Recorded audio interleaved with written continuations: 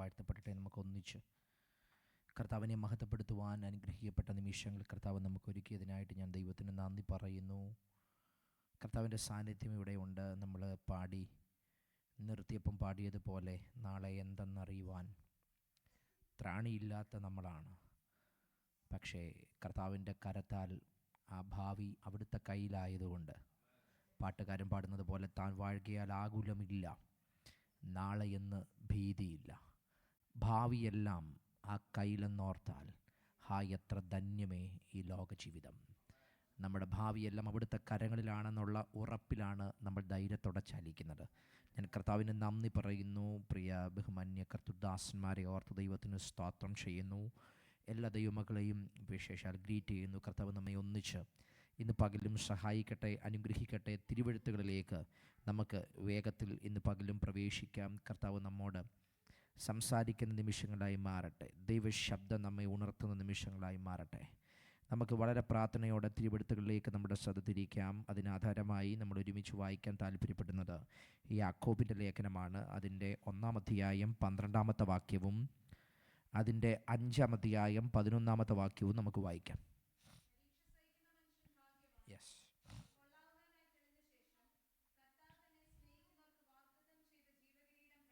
ആ 5:11 കൂടെ.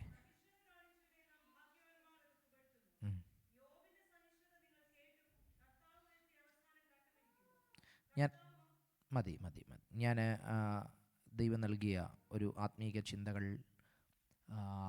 തിരുവെഴുത്തിൻ്റെ ഏറ്റവും ഗൗരവമായ ഇതിലൂടെ നിങ്ങളുടെ മനസ്സിലേക്ക് വേഗത്തിൽ കൊണ്ടുവരുവാനാണ് താല്പര്യപ്പെടുന്നത്. യാക്കോബിൻ്റെ ലേഖനത്തിൻ്റെ പ്രത്യേകത, ഇത് വളരെ പ്രായോഗിക ചിന്തകൾ ഉൾനട്ടിരിക്കുന്നൊരു ലേഖനമാണ് ലേഖനമാണ് ലേഖനം. വളരെ പ്രായോഗിക, പ്രാക്ടിക്കൽ ലൈഫാണ് ഇതിനകത്ത് ഏറ്റവും പ്രധാനപ്പെട്ട വിഷയം. പൗലോസിൻ്റെ ലേഖനങ്ങൾക്കകത്ത് വിശ്വാസത്താലുള്ള നീരീകരണക്കപ്പെട്ട ദൈവപൈതലിൻ്റെ ജീവിതം, അങ്ങനെ തുടങ്ങിയ വസ്തുതകൾ പറയുമ്പം യാക്കോബ് തൻ്റെ ലേഖനത്തിനകത്ത് പറയുന്നത് എങ്ങനെ ഒരു ക്രിസ്ത്യാനിയായിട്ട് പ്രവർത്തികളിലൂടെ ലോകത്തിന് നമുക്ക് കാണിച്ചു കൊടുക്കാം. അതുകൊണ്ടാണ് പറഞ്ഞു, ഒരുവന് വിശ്വാസമുണ്ടെന്ന് പറയുകയും പ്രവൃത്തി ഇല്ലാതിരിക്കുകയും ചെയ്താൽ ആ മനുഷ്യൻ്റെ വിശ്വാസം അത് നിഷ്ഫലമാണ്, പ്രയോജനമില്ലാത്തതാണ്. അപ്പം വിശ്വാസത്തോടു കൂടിയ പ്രവൃത്തിയാണ് ഈ പുസ്തകത്തിലെ ഏറ്റവും വലിയ പ്രതിപാദ്യ വിഷയമെന്ന് പറയുന്നത്. നമ്മൾ ഈ തിരുവെഴുത്തുകളിലേക്ക് വന്നു കഴിയുമ്പം നിങ്ങൾ ആ അധ്യായങ്ങളിലൂടെ നോക്കിക്കഴിഞ്ഞാൽ 1-ാം അധ്യായം പറയുന്നത് പരിശോധനകളുടെ നടുവിൽ ഒരു വിശ്വാസിയുടെ പ്രതികരണം. 2-ാം അധ്യായത്തിൽ വരുമ്പോൾ നമ്മുടെ പ്രവൃത്തികളിലൂടെ എങ്ങനെ നമുക്ക് വിശ്വാസത്തെ തെളിയിക്കാം. 3 നമ്മുടെ വാക്കുകളിലൂടെ എങ്ങനെ നമുക്ക് ഈ വിശ്വാസത്തെ തെളിയിക്കാം. അടുത്തത് രോഗികൾക്ക് വേണ്ടി അന്യോന്യം പ്രാർത്ഥിക്കുക, അങ്ങനെയുള്ള അനുഭവങ്ങൾ, ഒരുമിച്ചുള്ള കൂട്ടായ്മകൾ, കർത്താവിൻ്റെ വരവിന് വേണ്ടിയുള്ള കാത്തിരിപ്പുകൾ, ഇതൊക്കെയാണ് ഈ ലേഖനത്തിൽ ഏറ്റവും ഗൗരവമായി പങ്കുവെക്കുന്ന കാര്യങ്ങൾ. നമ്മളതിൻ്റെ 1-ാമത്തെ അധ്യായത്തിലേക്ക് വരുമ്പം പ്രത്യേകിച്ച് അതിൻ്റെ 12-ാമത്തെ വാക്യം ഏറ്റവും ഗൗരവമായൊരു ചിന്ത നമ്മുടെ മനസ്സിനകത്ത് ഈ ലേഖനകർത്താവ് കോർത്തിയിട്ട് തരികയാണ്. അതാണ്, പരീക്ഷ സഹിക്കുന്ന മനുഷ്യൻ ഭാഗ്യവാൻ, അവൻ കൊള്ളാകുന്നവനായി തെളിഞ്ഞ ശേഷം ദൈവം തന്നെ സ്നേഹിക്കുന്നവർക്ക് വാഗ്ദത്തം ചെയ്ത സ്തോത്രം. നമ്മൾ പ്രധാനമായി 2-3 കാര്യങ്ങൾ ഒരുമിച്ചൊന്ന് ചിന്തിക്കാൻ പോവുകയാണ്. വളരെ വളരെ ശാന്തമായി നമ്മൾ ഒരുമിച്ച് തിരുവെഴുത്തുകളിലേക്ക് പോവുകയാണ്. ശരിക്കും ഈ 12-ാമത്തെ വാക്യം നമ്മൾ മനസ്സിലാകണമെങ്കിൽ നമ്മളതിൻ്റെ 2-ാമത്തെ വാക്യം മുതൽ ചിന്തിച്ചാൽ മാത്രമേ ഈ 12-ാം അധ്യായത്തിൻ്റെ ഗൗരവമായ അർത്ഥതലങ്ങൾ നമുക്ക് മനസ്സിലാകത്തുള്ളൂ. 12-ാമത്തെ വാക്യത്തിലേക്ക് വരുന്നതിന് മുമ്പ് നമ്മൾ 2-ാമത്തെ വാക്യം മുതൽ ഒന്ന് വായിച്ചു തുടങ്ങുകയാണ്. ഒന്ന് വായിച്ചേ 2-ാമത്തെ വാക്യം മുതൽ. യെസ്,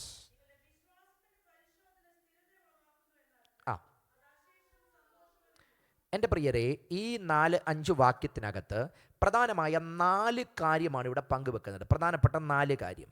അതിൽ 1-ാമത്തെ കാര്യം ക്രിസ്തീയ ജീവിതം. 2, ക്രിസ്തീയ ജീവിതത്തിൽ എന്തൊക്കെ സംഭവിക്കാം. 3-ാമത്തെ കാര്യം, ഇതൊക്കെ സംഭവിക്കുമ്പോൾ നമ്മുടെ മനോഭാവം എന്താണ്. 4, ഇതിൻ്റെ നടുവിൽ ദൈവം നമ്മളെപ്പറ്റി ആഗ്രഹിക്കുന്നത് എന്താണ്. 4 കാര്യമാണ് ഈ 11 വാക്യത്തിനകത്ത് നമുക്ക് കാണാൻ കഴിയുന്നത്. അപ്പം 1-ാമത്തെ കാര്യം ക്രിസ്തീയ ജീവിതം. 2, ഈ ജീവിതത്തിൽ എന്തൊക്കെ സംഭവിക്കാം. 3, ഇത് സംഭവിക്കുമ്പോൾ എന്താണ് എൻ്റെ റെസ്പോൺസ്, എങ്ങനെയാണ് എൻ്റെ റെസ്പോൺസ്. 4, ഇതിൻ്റെ നടുവിൽ ദൈവം എന്നെപ്പറ്റി ആഗ്രഹിക്കുന്നത് എന്താണ്. ആദ്യ ഭാഗം ക്രിസ്തീയ ജീവിതം. ശരിക്കും അത് ഒത്തിരി വ്യാഖ്യാനങ്ങൾ, ഒത്തിരി അറിവുകൾ നമുക്കുള്ളത് കൊണ്ട് തന്നെ ഞാൻ ഒറ്റ വാക്കിൽ അതിനെ അങ്ങ് പറഞ്ഞ് അവസാനിപ്പിക്കുകയാണ്. ഇത് ഒരു യാത്രയാണ്. ക്രിസ്ത്യ ജീവിതം എന്നത് ഒരു യാത്രയാണ്. പ്രതീക്ഷയുള്ളൊരു യാത്ര, പ്രത്യാശയുള്ളൊരു യാത്ര, ശോഭനമായ അവസാനമുള്ളൊരു യാത്രയാണ് ക്രിസ്ത്യ ജീവിതം എന്ന് പറയുന്നത്. ഇതൊരു യാത്രയാണ്. നമ്മളിങ്ങനെ സഞ്ചരിച്ചു കൊണ്ടിരിക്കുക, ഓടിക്കൊണ്ടിരിക്കുക. ആ പ്രതീക്ഷയുള്ളൊരു അവസാനത്തെ പ്രതീക്ഷിച്ചു കൊണ്ടാണ് നമ്മൾ എന്ത് ചെയ്യുന്നത്? ഓടുന്നത്. ഈ പോകുന്ന വഴിക്കകത്ത് ഒത്തിരി വേലിയേറ്റങ്ങൾ, വേലിയിറക്കങ്ങളൊക്കെ ജീവിതത്തിനകത്തുണ്ട്. പക്ഷേ നമുക്കൊരു കാര്യത്തിൽ ഉറപ്പുണ്ട്, ഇതിൻ്റെ അവസാനം ശോഭനമാണ്. ഇതിൻ്റെ അവസാനം പ്രത്യാശ സമ്പൂർണ്ണമാണ്. ഇതിൻ്റെ അവസാനം മഹത്വ സമ്പൂർണ്ണമാണ്. അപ്പം മഹത്വ സമ്പൂർണ്ണമായ ഒരു അവസാനമാണ് ഈ ക്രിസ്ത്യ ജീവിതത്തിൻ്റെ ഏറ്റവും വലിയ പരമകോടി എന്ന് പറയുന്നത്. ഇനിയും രണ്ടാമത്തെ ഭാഗത്തേക്കാണ് നമ്മൾ ഗൗരവമായിട്ട് നമ്മുടെ ഈ ലോകവുമായിട്ട് ബന്ധപ്പെട്ട് നമ്മളൊന്ന് ചിന്തിക്കാൻ താല്പര്യപ്പെടുന്നത്. ഈ ക്രിസ്ത്യ ജീവിതത്തിൽ നമ്മളിങ്ങനെയുള്ള യാത്രയിൽ എന്തൊക്കെ ഇവിടെ സംഭവിക്കാൻ സാധ്യതയുണ്ട്? ഈ ഭാഗം പറയുന്ന രണ്ട് കാര്യം നിങ്ങളുടെയൊക്കെ കൊണ്ടുവരാം. ഇവിടെ പറയുന്നു, എൻ്റെ പ്രിയ സഹോദരന്മാരെ, നിങ്ങൾ വിവിധ പരീക്ഷയിൽ അകപ്പെടുമ്പോൾ. രണ്ട് പദം അതിനകത്തുകൊണ്ട് നമുക്ക് ഒരുമിച്ച് ചിന്തിക്കണം. ഏറ്റവും കൂടുതൽ നമ്മളിവിടെ സാധാരണ ചിന്തിക്കാറുള്ള പദം പരീക്ഷ എന്ന പദമാണ്. പരീക്ഷ എന്ന പദമാണ്. പക്ഷെ ഞാൻ ഈ പരീക്ഷയിലേക്ക് നിങ്ങളെ കൊണ്ടുവരുന്നതിന് മുൻപ് അവിടെ അതിൻ്റെ ഇടത്തും വലത്തുമുള്ള രണ്ട് പദങ്ങൾ നിങ്ങളുടെ മനസ്സിലേക്ക് ഒന്ന് കൊണ്ടുവരുവാൻ താല്പര്യപ്പെടുകയാണ്. ഈ പരീക്ഷ എന്ന പദം തന്നെ ശരിക്കും ഈ ലേഖനത്തിനകത്തുനിന്ന് തന്നെ നമ്മൾ തെറ്റിദ്ധരിക്കപ്പെട്ടിട്ടുണ്ട്. കാരണം ഇത് തുടങ്ങുന്ന രണ്ടാം വാക്യത്തിനകത്ത് പറയുന്നു, ദൈവം വിവിധ പരീക്ഷയിൽ അകപ്പെടാൻ നമ്മളെ അനുവദിക്കും. പക്ഷേ അതിൻ്റെ അടുത്ത പാരഗ്രാഫ് നിങ്ങൾ നോക്കി അതിൻ്റെ 13ാമത്തെ വാക്യം തൊട്ട് താഴോട്ട് നോക്കിയാൽ അവിടെ കാണുന്നൊരു കാര്യമുണ്ട്. ദൈവം ആരെയും പരീക്ഷിക്കുന്നില്ല. ദൈവം ദോഷങ്ങൾ ആരെയും പരീക്ഷിക്കുന്നില്ല. പരീക്ഷിക്കപ്പെടുന്നവൻ തൻ്റെ മോഹത്താലാണ് അവൻ എന്ത് ചെയ്യുന്നത്. അപ്പം പിന്നെ ഒരിടത്ത് പറയുന്നു പരീക്ഷിക്കപ്പെടുന്നു, മറ്റൊരിടത്ത് പറയുന്നു പരീക്ഷിക്കുന്നില്ല. ഇത് തമ്മിൽ കോൺട്രഡിക്ടറി ആകേണ്ട യാതൊരു കാര്യവുമില്ല. ഒരു ഭാഗത്തെ അർത്ഥമെന്ന് പറഞ്ഞാൽ ക്ഷമത നോക്കുന്നു, രണ്ടാം ഭാഗത്തെ അർത്ഥമെന്ന് പറഞ്ഞാൽ പ്രലോഭനം എന്നതാണ്. എന്ന് പറഞ്ഞാൽ പരീക്ഷ എന്നതിനേക്കാൾ ടെംപ്റ്റേഷൻ എന്നൊരു പദമാണ് അവിടെ ഉപയോഗിച്ചിരിക്കുന്നത്. അതിൻ്റെ മൂലഭാഷയിലൊക്കെ ടെംപ്റ്റേഷൻ എന്നൊരു പദമാണ്. ദൈവം ആരെയും ടെംപ്റ്റ് ചെയ്യുന്ന ദൈവമല്ല. കർത്താവ് ആരെയും പ്രലോഭിപ്പിക്കുന്ന ദൈവമല്ല. ദൈവം ഒരാളെയും പ്രലോഭിപ്പിക്കത്തില്ല. പക്ഷേ ദൈവം ക്ഷമത അളക്കുന്ന ദൈവമാണ്. ഈ പരീക്ഷയ്ക്ക് എന്ന് പറയുമ്പോൾ നമുക്കറിയാം, നമ്മളിപ്പോൾ ഒരു വാഹനം വാങ്ങിച്ചു. ആ വാഹനത്തിൽ എഴുതി വെച്ചിട്ടുണ്ട് 4x4 ആണ് ആ വാഹനം. ഏത് ടെറൈനിലും ആ വാഹനം ഓടിക്കാൻ പറ്റും. പക്ഷേ നമ്മൾ മോട്ടോർ വേയിൽ മാത്രമേ ഈ വണ്ടി ഓടിച്ചുള്ളെങ്കിൽ ഇതിൻ്റെ ക്ഷമത അറിയാൻ പറ്റുമോ? ഒരിക്കലും പറ്റില്ല. നമ്മളതിനെ ഡസ്റ്റി ടെറൈനിലൂടെ അല്ലെങ്കിൽ ഹില്ലി ടെറൈനിലൂടെ അതല്ലെങ്കിൽ ഓഫ് റോഡിലൂടെ ഒക്കെ നമ്മൾ ഓടിച്ച് കഴിയുമ്പോഴാണ് ഈ പറഞ്ഞ ക്ഷമത ഈ വണ്ടിക്കുണ്ടോ എന്നറിയുന്നത്. ഒരു ഇലക്ട്രിക് വണ്ടി വാങ്ങിച്ചു, 250 മൈൽ പറഞ്ഞു. ഈ 280 മൈൽ അതിന് കിട്ടുമോ എന്ന് ഞാൻ അറിയണമെങ്കിൽ അത് പല ടെറൈനിലൂടെ ഓടിക്കഴിയുമ്പോഴേ ഇതിൻ്റെ യഥാർത്ഥ ക്ഷമതകൾ എന്ത് ചെയ്തു. മോട്ടോർ വേയിൽ അതിനൊരു തലമുണ്ട്. അത് ട്രാഫിക്കുള്ളിടത്ത് മറ്റൊരു രീതിയിൽ ഇതിൻ്റെ കിലോമീറ്റർ വേരി ചെയ്യും. ഞാൻ പറഞ്ഞതിൻ്റെ ആശയം, ഈ ഒരു കാര്യത്തിൻ്റെ ക്ഷമത അറിയണമെങ്കിൽ അതിൻ്റെ തലങ്ങളിലേക്ക് ഇറങ്ങിച്ചെല്ലണം. അങ്ങനെയെങ്കിൽ ഈ ദൈവം നമ്മോട് ചെയ്യുന്നൊരു കാര്യം, നമ്മുടെ ക്ഷമത അറിയാൻ, നമ്മുടെ ക്ഷമത വെളിപ്പെടാൻ ചിലതൊക്കെ അനുവദിക്കുന്ന ദൈവമുണ്ട്. അപ്പം ദൈവം ഈ എന്തിനാണ് പരീക്ഷയെ അനുവദിക്കുന്നത്? നമ്മുടെ ക്ഷമത വെളിപ്പെടാൻ വേണ്ടിയാണ് ദൈവം പരീക്ഷയെ അനുവദിക്കുന്നത്. നമ്മുടെ ക്ഷമത വെളിപ്പെടാൻ, ഞാനെന്ന വ്യക്തി യഥാർത്ഥത്തിൽ വെളിപ്പെടണമെങ്കിൽ ദൈവം അനുവദിക്കുന്ന ചില പരീക്ഷകളിലൂടെ പോകുമ്പോഴാണ് ഞാനെന്ന വ്യക്തിയുടെ യഥാർത്ഥ നാം പുറത്തു വരുന്നത്. അപ്പം ഇനി അതിൻ്റെ ഇടത്തും വലത്തുമുള്ള രണ്ട് പദങ്ങളിലേക്ക് വരാം. അതിൽ ഒന്നാമത്തെ പദം വിവിധ പരീക്ഷയിൽ അകപ്പെടുമ്പോൾ. വിവിധ പരീക്ഷ, ഈ വിവിധ എന്നതിൻ്റെ പദം പുതിയ നിയമത്തിൽ ഒത്തിരി ഇടത്ത് വിവിധ എന്ന പദമുണ്ട്. പക്ഷേ ഇവിടെ ഉപയോഗിച്ചിരിക്കുന്ന ഒരു പർട്ടിക്കുലർ ടെർമിനോളജി ഉണ്ട്. അത് പോയ്ക്കിലോസ് എന്നൊരു ഗ്രീക്ക് വേർഡാണ് ഇവിടെ ഉപയോഗിച്ചിരിക്കുന്നത്. പോയ്ക്കിലോസ് എന്നൊരു ഗ്രീക്ക് വേർഡ്. ഇത് പുതിയ നിയമത്തിനകത്ത് 10 ഇടത്ത് മാത്രമേ ഉപയോഗിച്ചിട്ടുള്ളൂ. വിവിധ എന്ന പദം ഒത്തിരി ഇടത്ത് ഉപയോഗിച്ചിട്ടുണ്ട്. പക്ഷേ പോയ്ക്കിലോസ് എന്ന അർത്ഥത്തിൽ 10 ഇടത്ത് മാത്രമേ ഇത് ഉപയോഗിച്ചിട്ടുള്ളൂ. ഇതിൻ്റെ അർത്ഥം, ഈ പോയ്ക്കിലോസ് എന്ന പദത്തിൻ്റെ അർത്ഥം വിവിധമായ, വ്യത്യസ്തമായ, സങ്കീർണമായ, ദുർഘടമായ, അപ്രാവചനികമായ, ചിന്തകൾക്കതീതമായ, പല വർണ്ണങ്ങളുള്ള, പല വിധങ്ങളുള്ള ഈ അർത്ഥമാണ് ഈ പോയ്ക്കിലോസ് എന്നൊരു പദത്തിന് കൊടുത്തിരിക്കുന്നത്. എന്ന് പറഞ്ഞാൽ ഒരു മനുഷ്യന് ചിന്തിക്കാൻ കഴിയുന്നതിനും ഒരു മനുഷ്യന് വിചാരിക്കാൻ കഴിയുന്നതിനും ഒരു പ്രവചന ശബ്ദം കേൾക്കുന്നതിനും അപ്പുറത്ത് അവനിൽ സംഭവിക്കുന്നതിൻ്റെ പേരാണ് ഈ വിവിധ എന്നതിന് ഇവിടെ ഉപയോഗിച്ചിരിക്കുന്നത്. ഇതിനെ പല അർത്ഥത്തിൽ പുതിയ നിയമത്തിൽ പറയുന്നുണ്ട്. നമ്മൾ മത്തായിയുടെ സുവിശേഷം 4-ാം അധ്യായത്തിലേക്ക് വരുമ്പം യേശുവിൻ്റെ അടുക്കൽ രോഗികളെ കൊണ്ടുവരുന്നുണ്ട്. 4:20 വരുമ്പോൾ കാണുന്നുണ്ട് വിവിധമായ പലവിധ രോഗികൾ, നാനാവിധ രോഗികൾ. ഇതിനുപയോഗിച്ചിരിക്കുന്ന പദം ഈ പൊയ്ക്കിലോസ് എന്ന പദമാണ്. ഈ രോഗികൾ പലവിധം അവിടെ പറയുന്നുണ്ട്. കുരുടന്മാരുണ്ട്, മുടന്തന്മാരുണ്ട്, അംഗഹീനന്മാരുണ്ട്, കുഷ്ഠരോഗികളുണ്ട്, പലവിധത്തിലുണ്ട്. എന്ന് പറഞ്ഞാൽ ഇവരൊന്നും പ്രതീക്ഷിച്ചിട്ട് രോഗികളായതാണോ? ഒറ്റ മനുഷ്യനും രോഗിയാകാൻ ആഗ്രഹിക്കുമോ? ആഗ്രഹിക്കത്തില്ല. മനഃപൂർവ്വം രോഗിയാകാൻ ആഗ്രഹിക്കുന്ന ഒറ്റ മനുഷ്യനില്ല. എങ്ങനെയും വെല്ലച്ചാതി വരരുതെന്ന് മാത്രമേ എന്ത് ചെയ്യത്തുള്ളൂ, നമ്മൾ ആഗ്രഹിക്കത്തുള്ളൂ. പിന്നെ ഈ പണ്ടൊക്കെ സ്കൂളിൽ പഠിക്കുന്ന സമയത്ത് ഇങ്ങനെ അറിവില്ലാത്ത കാലത്ത് ചിന്തിച്ചായിരുന്നു, ഒരു പനി വന്നാൽ 3 ദിവസം അവിടെ പോകണ്ട, സ്കൂളിൽ പോകണ്ട. അതുകൊണ്ട് 2 ദിവസം കണ്ട് പനി മാറിയാലും 3-ാം ദിവസം രാവിലെ എഴുന്നേൽക്കുമ്പോൾ നന്നായിട്ടൊന്ന് ചുമയ്ക്കും. അപ്പം അമ്മ പറയും, എന്നാൽ പിന്നെ ഇന്നൂടെ പോകണ്ട. അപ്പം അതുകൊണ്ടൊക്കെ മാത്രം നമ്മൾ ആഗ്രഹിച്ചിട്ടുള്ളൊരു കാലമുണ്ട്. പക്ഷേ ഇപ്പോഴാണെങ്കിൽ അതും എന്ത് ചെയ്യത്തില്ല, ആഗ്രഹിക്കത്തില്ല. അപ്പം ഞാൻ പറഞ്ഞതിൻ്റെ കാര്യം, അറിവുള്ള ഒറ്റ മനുഷ്യനും രോഗം വരാൻ ആഗ്രഹിക്കത്തില്ല. എന്നതുകൊണ്ട് നമുക്ക് വരാതിരിക്കുമോ? നമ്മൾ പ്രതീക്ഷിക്കാത്ത എത്രയോ സാഹചര്യങ്ങൾക്കകത്ത്, എത്രയോ അവസ്ഥകൾക്കകത്ത് നമ്മൾ അകപ്പെടേണ്ടി വരുന്ന സാഹചര്യങ്ങൾ, എത്രയോ കാര്യത്തിനകത്ത് നമ്മൾ വീണ് പോകേണ്ട സാഹചര്യങ്ങൾ. അപ്പം ഇവിടെയും പലവിധ രോഗികൾ യേശുവിൻ്റെ അടുക്കിലേക്ക് വരികയാണ്. പക്ഷേ ഇതിനെയെല്ലാം കോമണായി ഇവരെ ഒരുമിച്ച് ചേർത്തൊരു ഭാഗം, ഏതവസ്ഥയാണേലും അത് വന്നത് കർത്താവിൻ്റെ മുമ്പിലാണ്. ഇത് പറഞ്ഞ് ഇവരാരും പ്രതീക്ഷിച്ചിട്ടല്ല അവസ്ഥയ്ക്കകത്ത് വീണ് പോയത്. പക്ഷേ സാഹചര്യം കൊണ്ട് പലരും അതിനകത്ത് കുടുങ്ങിപ്പോയി. പക്ഷേ ഇവരെയെല്ലാം കോർത്തിണക്കിയ പൊതു ഘടകം യേശുവാണ്. ഇനി രണ്ടാമത്തെ കാര്യം, ഇതിനെ മോഹങ്ങളോടുള്ള ബന്ധത്തിൽ പറയുന്നുണ്ട്. അത് തിമത്തിയോസിൻ്റെ ലേഖനത്തിലേക്ക് വരുമ്പോഴാണ്, നാനാവിധ മോഹങ്ങൾക്കും അധീനരായി തീർന്നു. അതിന് ഈ നാനാവിധം എന്നതിന് ഉപയോഗിച്ചിരിക്കുന്നത് ദ സെയിം വേർഡാണ്. ചില മോഹതലങ്ങൾ നമ്മളൊന്നും പ്രതീക്ഷിക്കുന്നതല്ല, നമ്മൾ ചെയ്യരുതെന്ന് വിചാരിക്കുന്ന, അരുതെന്ന് വിചാരിക്കുന്ന, ഇനി ഞാൻ ആവർത്തിക്കത്തില്ലെന്ന് വിചാരിക്കുന്ന എത്രയോ തലങ്ങൾക്കകത്ത് നമ്മൾ കുടുങ്ങിപ്പോയിട്ടുണ്ട്. എന്ന് പറഞ്ഞാൽ പ്രതീക്ഷിക്കാതെ അകപ്പെട്ടു പോയ മോഹതലങ്ങൾ, അതിന് ഈ പദം ഉപയോഗിച്ചിരിക്കുന്നു. ഇനി അടുത്തത് ഏറ്റവും മനോഹരമായി ഇത് ഉപയോഗിച്ചിരിക്കുന്ന മറ്റൊരു പദമുണ്ട്. അതാണ് ദൈവകൃപയോടുള്ള ബന്ധത്തിൽ. അത് പത്രോസാണ് ഉപയോഗിച്ചിരിക്കുന്നത്. നിങ്ങൾ വിവിധമായ ദൈവകൃപയുടെ നല്ല ഗ്രഹവിചാരകന്മാരായി. അപ്പം വിവിധമായ ദൈവകൃപയുടെ നല്ല ഗ്രഹവിചാരകന്മാർ. അപ്പം ദൈവകൃപയ്ക്കും ഏത് പദം ഉപയോഗിച്ചിരിക്കുകയാണ്? ഈ പൊയ്ക്കിലോസ് എന്ന പദം. ഈ ദൈവകൃപ നിങ്ങൾ നോക്കിക്കേ, ഒരുവനിൽ നിന്ന് മറ്റൊരുവനിലേക്ക് ഈ കൃപ ചൊരിയുന്നത് വ്യത്യാസമാണ്, തികച്ചും വ്യത്യാസമാണ്. എന്നിൽ ആ കൃപ പൊതിഞ്ഞതുപോലെ അല്ല നിങ്ങളിൽ അത് പൊതിയപ്പെട്ടത്. എന്ന് പറഞ്ഞാൽ നമ്മളെല്ലാവരും കൃപ പൊതിയപ്പെട്ട നില വ്യത്യാസമുണ്ട്, തലം വ്യത്യാസമുണ്ട്. എന്ന് പറഞ്ഞാൽ നമ്മൾ പോയ സാഹചര്യങ്ങൾക്കൊത്തവണ്ണവും നമ്മൾ കടന്നു പോകുന്ന ബന്ധങ്ങൾക്കൊത്തവണ്ണമാണ് നമ്മിൽ പകരുന്ന ദൈവകൃപയുടെ തലമെന്ന് പറയുന്നത്. അപ്പോൾ ഒരു കാര്യം ഉറപ്പാണ്, ഈ ദൈവകൃപയും വിവിധങ്ങളായി നമ്മിൽ പകരുന്നതാണ് ദൈവകൃപ എന്ന് പറയുന്നത്. അപ്പം ഇനിയും അടുത്തതാണ് നമ്മളിവിടെ വായിച്ച ഈ പരീക്ഷ, ഒട്ടും പ്രതീക്ഷിക്കാത്ത പരീക്ഷ, പല വിധത്തിലുള്ള പരീക്ഷ, ആ സ്വപ്നം കാണാത്തത്, ആരും മുന്നറിയിപ്പ് നൽകാഞ്ഞത്, ഒരു പ്രവചന ശബ്ദം കേൾക്കാത്ത ഒത്തിരി പരീക്ഷകൾക്കകത്ത് നമ്മൾ അകപ്പെടാൻ സാധ്യതയുണ്ട്. ഇനി അതിൻ്റെ കാഠിന്യം എന്തെന്ന് അടുത്ത പദത്തിലൂടെ നമുക്ക് മനസ്സിലാകുന്നത്. അപ്പോൾ ഒന്ന് വിവിധ പരീക്ഷയാണ്. അടുത്തത് ഈ പരീക്ഷയുടെ ഒരു പൊതു സ്വഭാവം എന്താ? അതിൻ്റെ തൊട്ടടുത്തുണ്ട് വിവിധ പരീക്ഷയിൽ അകപ്പെടുമ്പം. അപ്പം ഈ ഇങ്ങനെയുള്ള പ്രതീക്ഷിക്കാതെ, ചിന്തിക്കാതെ, നനയ്ക്കാതെ, കാത്തിരിക്കാതെ, കരുതാതൊക്കെ വരുന്ന പരീക്ഷയ്ക്കകത്ത് എന്തിന് സാധ്യതയുണ്ട്? അകപ്പെട്ടു പോകാൻ സാധ്യതയുണ്ട്. ഞാൻ ഇത്രയും വളരെ ശാന്തമായിട്ട് നിങ്ങളെ അതിൻ്റെ ആ കോണ്ടെക്സ്റ്റൊക്കെ പറയുന്നതെന്ന് പറഞ്ഞു കഴിഞ്ഞാൽ, ഈ ഒരു തിരുവെടുത്തുകളെ മനസ്സിലാകണമെങ്കിൽ അതിൻ്റെ പശ്ചാത്തലത്തിന് തന്നെ എന്ത് ചെയ്യണം, നമ്മൾ മനസ്സിലാക്കണം. പലപ്പോഴും നമ്മൾ ഈ ഓരോ തിരുവെഴുത്തുകളുടെയും കോണ്ടെക്സ്റ്റ് അറിയാതെ, അതിൻ്റെ ബാക്ക്ഗ്രൗണ്ട് അറിയാതെ, അല്ലെങ്കിൽ എന്തെങ്കിലുമൊക്കെ അതിനകത്ത് പറഞ്ഞിട്ട് എന്ത് ചെയ്തിട്ടില്ല.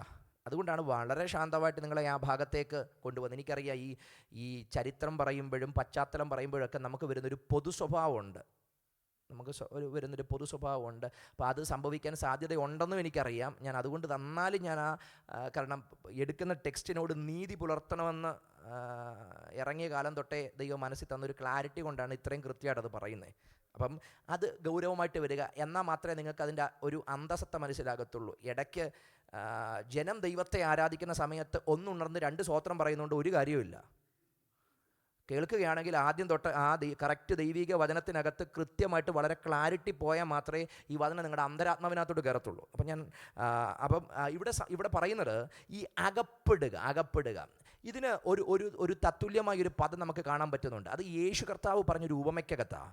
ഒരു മനുഷ്യൻ യെരുശലേമിൽ നിന്ന് യെരിഹോവിലേക്ക് പോകുമായിരുന്നു. എന്നിട്ട് അവിടെ എഴുതി വെച്ചിരിക്കുകയാണ്, അവൻ കള്ളന്മാരുടെ കയ്യിൽ അകപ്പെട്ടു. നിങ്ങൾ ആ കോണ്ടെക്സ്റ്റിനെ ഒന്ന് നോക്കിക്കേ. ഈ അകപ്പെട്ടു എന്ന് പറയുന്ന ആ അർത്ഥത്തിലൊന്ന് നോക്കിക്കേ. ഈ മനുഷ്യൻ യെരൂശലേമിൽ നിന്ന് യെരിഹോവിലേക്ക് പോകുക. എന്തിനാ പോകുന്നത്? ടെക്സ്റ്റ് നമ്മോട് പറയുന്നില്ല. പക്ഷെ ഒരു കാര്യം ഉറപ്പാണ്, ഈ മനുഷ്യനെ ആക്രമിച്ചു, പിടിച്ചു പറിച്ചു എന്ന് പറഞ്ഞാൽ വിലയുള്ളത് ഇദ്ദേഹത്തിൻ്റെ കയ്യിൽ ഉണ്ട്. വിലയുള്ളത് എന്തോ ഇദ്ദേഹത്തിൻ്റെ പക്കലുണ്ട്. നാളെ ഈ മനുഷ്യൻ അവിടേക്ക് പോകുമ്പോൾ അവിടെ ചെയ്യാനുള്ളതിനെ പറ്റിയുള്ള സ്വപ്നം ഡെഫിനറ്റ്ലി ഈ മനുഷ്യൻ്റെ മനസ്സിൽ കാണും. എന്ന് പറഞ്ഞാൽ നാളെ എന്തൊക്കെയോ ചെയ്യാൻ പോവുകയാണ്. തൻ്റെ പക്കൽ വില കൂടിയത് എന്തോ ഉണ്ട്, എന്തൊക്കെയോ പ്ലാനുകൾ തൻ്റെ മുമ്പിലുണ്ട്. പക്ഷേ ഇത് മുഴുവൻ അട്ടിമറിക്കപ്പെടാൻ ഒറ്റ നിമിഷം മതിയായിരുന്നു. എന്ന് പറഞ്ഞാൽ പ്രതീക്ഷിച്ചതുപോലെ കാര്യം നടക്കാത്തൊരു സാഹചര്യങ്ങൾ, തൻ്റെ പ്രതീക്ഷ ഒറ്റ നിമിഷം കൊണ്ട് തെറ്റിപ്പോയ മണിക്കൂറുകൾ, ആ വ്യക്തി ചിന്തിച്ചതുപോലോ വിചാരിച്ചതുപോലോ കാര്യങ്ങൾ നടക്കാതെ അട്ടിമറിക്കപ്പെട്ടൊരു സാഹചര്യങ്ങൾ. ഈ അകപ്പെടുക എന്നൊക്കെ പറഞ്ഞാൽ നമ്മൾ ഒത്തിരി എക്സ്പെക്റ്റേഷനോടെ, നമ്മൾ ഒത്തിരി ചിന്തയോടെ, നമ്മൾ ഒത്തിരി ആഗ്രഹത്തോടൊക്കെ നമ്മൾ പോകുന്ന വഴിയിൽ പെട്ടെന്ന് നമ്മൾ കുടുങ്ങിപ്പോകുന്ന ചില തലമുണ്ട്. പെട്ടെന്ന് നമ്മൾ അകപ്പെട്ടു പോകും, പെട്ടെന്ന് നമ്മൾ കുടുങ്ങിപ്പോവും, നമ്മുടെ ചിന്തയ്ക്ക് അപ്പുറത്തേക്ക് കാര്യങ്ങൾ പോകും. എന്നെ ഈ മനുഷ്യന് സംഭവിച്ചത്, നാളത്തെ പദ്ധതിയൊന്നും ഇപ്പം പ്രസക്തമേ അല്ല, അദ്ദേഹത്തിൻ്റെ കയ്യിലുള്ള സമ്പാദ്യമൊന്നും ഇപ്പം പ്രസക്തമേ അല്ല. ഇപ്പോഴത്തെ അവസ്ഥ ആക്രമിക്കപ്പെട്ടു, മുറിവേൽപ്പിക്കപ്പെട്ടു, രക്തം വാർന്നൊഴുകുന്നു, മരണം തൻ്റെ മുമ്പിലുണ്ട് എന്ന് പറഞ്ഞാൽ അതിന് കർത്താവ് വിളിച്ച പേരാണ് അകപ്പെട്ടു പോവുക. ചില സാഹചര്യങ്ങൾ നമ്മെ അകപ്പെടുത്തുന്നതാണ്. ചില സാഹചര്യങ്ങൾ മുന്നറിവ് കിട്ടിയതല്ല. ചില സാഹചര്യത്തിനകത്ത് നമുക്ക് ഒരറിവുമില്ല, പക്ഷെ നമ്മൾ അതിനകത്ത് അകപ്പെട്ടു പോയി. നമുക്കതിനകത്തൊന്നും ചലിക്കാൻ പറ്റുന്നില്ല. അതിനെപ്പറ്റി നമുക്ക് യാതൊരു ബോധ്യവുമില്ലായിരുന്നു. പക്ഷെ നമ്മൾ അകപ്പെട്ടു പോയി, നമ്മൾ കുടുങ്ങിപ്പോയി. മരണം നമ്മുടെ മുമ്പിലുണ്ട്, അല്ല പല വിധത്തിൽ നമ്മൾ അകപ്പെട്ടിരിക്കുക. ഇങ്ങനെയുള്ള സാഹചര്യങ്ങൾ ജീവിതത്തിൽ വരാൻ സാധ്യതയുണ്ട്. എന്ന് പറഞ്ഞാൽ ക്രിസ്ത്യ ജീവിതത്തിൽ ഇങ്ങനെയുള്ള അനുഭവങ്ങൾ, ഏതൊരു മനുഷ്യൻ്റെയും ഉള്ളിൽ ഇങ്ങനെയുള്ള അനുഭവങ്ങൾ വരാൻ സാധ്യതയുണ്ട്. അവൻ പ്രതീക്ഷിക്കാതെ അകപ്പെട്ടു പോകാൻ സാധ്യതയുണ്ട്. ഇനി ഇതിൻ്റെ നടുവിലാണ് അതൊരു ദൈവ പൈതലിന് വന്നാൽ അതെന്താണെന്ന് നമുക്ക് മനസ്സിലാകുന്നത്. ഇത് എല്ലാവർക്കും സംഭവിക്കും, ജീവിതത്തിൽ എല്ലാവർക്കും സംഭവിക്കും. കാരണം അകപ്പെട്ടു പോകുന്ന അനുഭവങ്ങൾ എല്ലാ മനുഷ്യർക്കും വരാൻ സാധ്യതയുണ്ട്. പക്ഷെ അതൊരു ദൈവ പൈതലിന് വന്നാൽ അതെന്തായിരിക്കും എന്നുള്ളതാണ് അടുത്ത ഭാഗത്ത് നമ്മൾ ചിന്തിക്കാൻ പോകുന്നത്. അവിടെ പറയുന്നു, എൻ്റെ പ്രിയ സഹോദരന്മാരെ, നിങ്ങൾ വിവിധ പരീക്ഷയിൽ അകപ്പെടുമ്പം നിങ്ങളുടെ വിശ്വാസത്തിൻ്റെ, അതാണ് നമുക്ക് സംഭവിക്കുമ്പോൾ അതിൻ്റെ പ്രത്യേകത എന്താണെന്നറിയോ? ഇത് നമ്മുടെ വിശ്വാസത്തിൻ്റെ പരിശോധനയാണ്. Test of your faith. നിങ്ങളുടെ വിശ്വാസം പരിശോധിക്കപ്പെടുക. ശരിക്കും അവിടെ എന്താ പരിശോധിക്കപ്പെടുന്നത്? നമ്മുടെ ക്ഷമത, നമ്മുടെ വിശ്വാസത്തിൻ്റെ ക്ഷമത പരിശോധിക്കപ്പെടുക. എൻ്റെ പ്രിയരെ, ഈ വിശ്വാസം എന്ന പദത്തെ നമ്മുടെ കൊച്ചു കുഞ്ഞുങ്ങളോട് ചോദിച്ചാൽ അവർ പറയും ഒരു പ്രസംഗം ഈ വിശ്വാസത്തെപ്പറ്റി. ആദ്യത്തെ പ്രസംഗം മിക്കവാറും, അല്ലെങ്കിൽ ആദ്യം ഒരാളുടെ മനസ്സിൽ വരുന്ന ഒരു ചിന്ത മിക്കവാറും വിശ്വാസത്തെ പറ്റിയായിരിക്കും. വിശ്വാസം അല്ലെ സ്നേഹം, ഇതൊക്കെയാണ് നമ്മുടെ മനസ്സിൽ മിക്കവരും. ഞാൻ ഇപ്പോഴും ഓർക്കുന്നുണ്ട്, എൻ്റെ PYP-ക്കകത്ത് ഞാൻ ആദ്യം പ്രസംഗിച്ച പ്രസംഗം വിശ്വാസത്തെ പറ്റിയായിരുന്നു. എബ്രായർ 11:1-2 ആസ്പദമാക്കി വിശ്വാസത്തെ പറ്റിയാണ് പ്രസംഗിച്ചത്. കൊച്ചു കുഞ്ഞുങ്ങൾക്ക് പറയാൻ വിശ്വാസം ഒത്തിരി പ്രസംഗം നമ്മൾ കേട്ടിട്ടുണ്ട്. പക്ഷേ എൻ്റെ വിശ്വാസത്തിൻ്റെ കാഴ്ചപ്പാടുകൾ മുഴുവൻ മാറ്റിമറിച്ച ഒരു പുസ്തകം ഉണ്ടായിരുന്നു. അത് എഴുതിയത് A.W. ടോസർ എന്ന് പറയുന്നൊരു മനുഷ്യനാണ്. A.W. ടോസർ എഴുതിയ ഒരു വിശ്വാസത്തെ പറ്റിയ ഒരു പുസ്തകത്തിനകത്ത് അദ്ദേഹം വിശ്വാസത്തിന് കൊടുത്തൊരു നിർവചനം ഉണ്ടായിരുന്നു. അദ്ദേഹം പറയുന്നത്, വിശ്വാസം എന്ന് പറയുന്ന faith is not a hypothesis. വിശ്വാസം എന്നത് പറയുന്നത് കേവലം ഒരു ഹൈപ്പോത്തിസിസ് അല്ല, ഒരു പ്രബന്ധമല്ല, ഒന്നുമല്ല. അദ്ദേഹം പറയുന്നത് it's a conviction. Faith is a conviction. വിശ്വാസം എന്നത് ബോധ്യമാണ്. അടുത്തത് ആ ബോധ്യം അദ്ദേഹം കണക്ട് ചെയ്യുന്നത് conviction about our heavenly father. നമ്മുടെ സ്വർഗത്തിലെ അപ്പനെ പറ്റിയുള്ള നമ്മുടെ ബോധ്യമാണ് വിശ്വാസം എന്ന് പറയുന്നത്. So what is faith? Faith എന്ന് പറഞ്ഞാൽ faith is not a hypothesis, but faith is a deep conviction about our heavenly father. നമ്മുടെ സ്വർഗത്തിലെ അപ്പനെ പറ്റിയുള്ള നമ്മുടെ ആഴത്തിലുള്ള ബോധ്യമാണ് വിശ്വാസം എന്ന് പറയുന്നത്. എന്ന് പറഞ്ഞാൽ സിമ്പിൾ ഒറ്റ വാക്കിൽ പറയാം, എൻ്റെ സ്വർഗത്തിലെ അപ്പനെ അറിയുന്നതിൻ്റെ പേരാ വിശ്വാസം. സിമ്പിളാ. എൻ്റെ സ്വർഗത്തിലെ അപ്പൻ ആരെന്നുള്ള എൻ്റെ ഡീപ്പ് കൺവിക്ഷൻ പറയുന്ന പേരാ ഫെയ്ത്ത് എന്ന് പറയുന്നത്, വിശ്വാസം എന്ന് പറയുന്നത്. ഞാൻ ചോദിക്കട്ടെ, ആ എബ്രായ ലേഖനം 11 അധ്യായത്തിനകത്ത് നമ്മൾ കുറേ മനുഷ്യരുടെ പേര് കാണുന്നുണ്ട്. അതുകൊണ്ട് തന്നെ എബ്രായ 11 നമ്മൾ സാധാരണ പറയപ്പെടുന്നത് അതൊരു നിർവചനത്തിൻ്റെ അധ്യായമെന്ന്, അതിന് ഫെയ്ത്ത് ഡിഫൈൻ ചെയ്യുന്ന ചാപ്റ്ററാണ് ഹീബ്രു 11 എന്ന് നമ്മൾ പറയുന്നത്. പക്ഷേ ഞാൻ ഹീബ്രു 11 മനസ്സിലായ ഒരു കാര്യമുണ്ട്, അതൊരിക്കലും ഫെയ്ത്ത് ഡിഫൈൻ ചെയ്യുന്ന അധ്യായമല്ല, ഫെയ്ത്തിനകത്തൂടെ ജയിച്ച ആൾക്കാരെ വെളിപ്പെടുത്തിയ അധ്യായം. അബ്രഹാം ഫെയ്ത്തിനെ പറ്റി പുസ്തകം എഴുതിയ ആളല്ല. അബ്രഹാം വിശ്വാസത്തെപ്പറ്റി പ്രബന്ധം അവതരിപ്പിച്ച ആളല്ല. ഹാനോക്ക് വിശ്വാസത്തെപ്പറ്റി സെമിനാർ നടത്തിയ ആളല്ല. മോശ വിശ്വാസത്തെപ്പറ്റി ഏതെങ്കിലും യോഗം സംഘടിപ്പിച്ച് പ്രസംഗിച്ച ആളല്ല.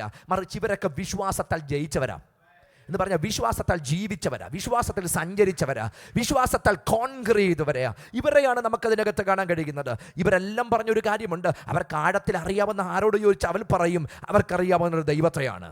അതുകൊണ്ട് അബ്രഹാമിനെയൊക്കെ പറ്റി വെളിപ്പെടുത്തിയ ഒരു ഭാഗമുണ്ട്.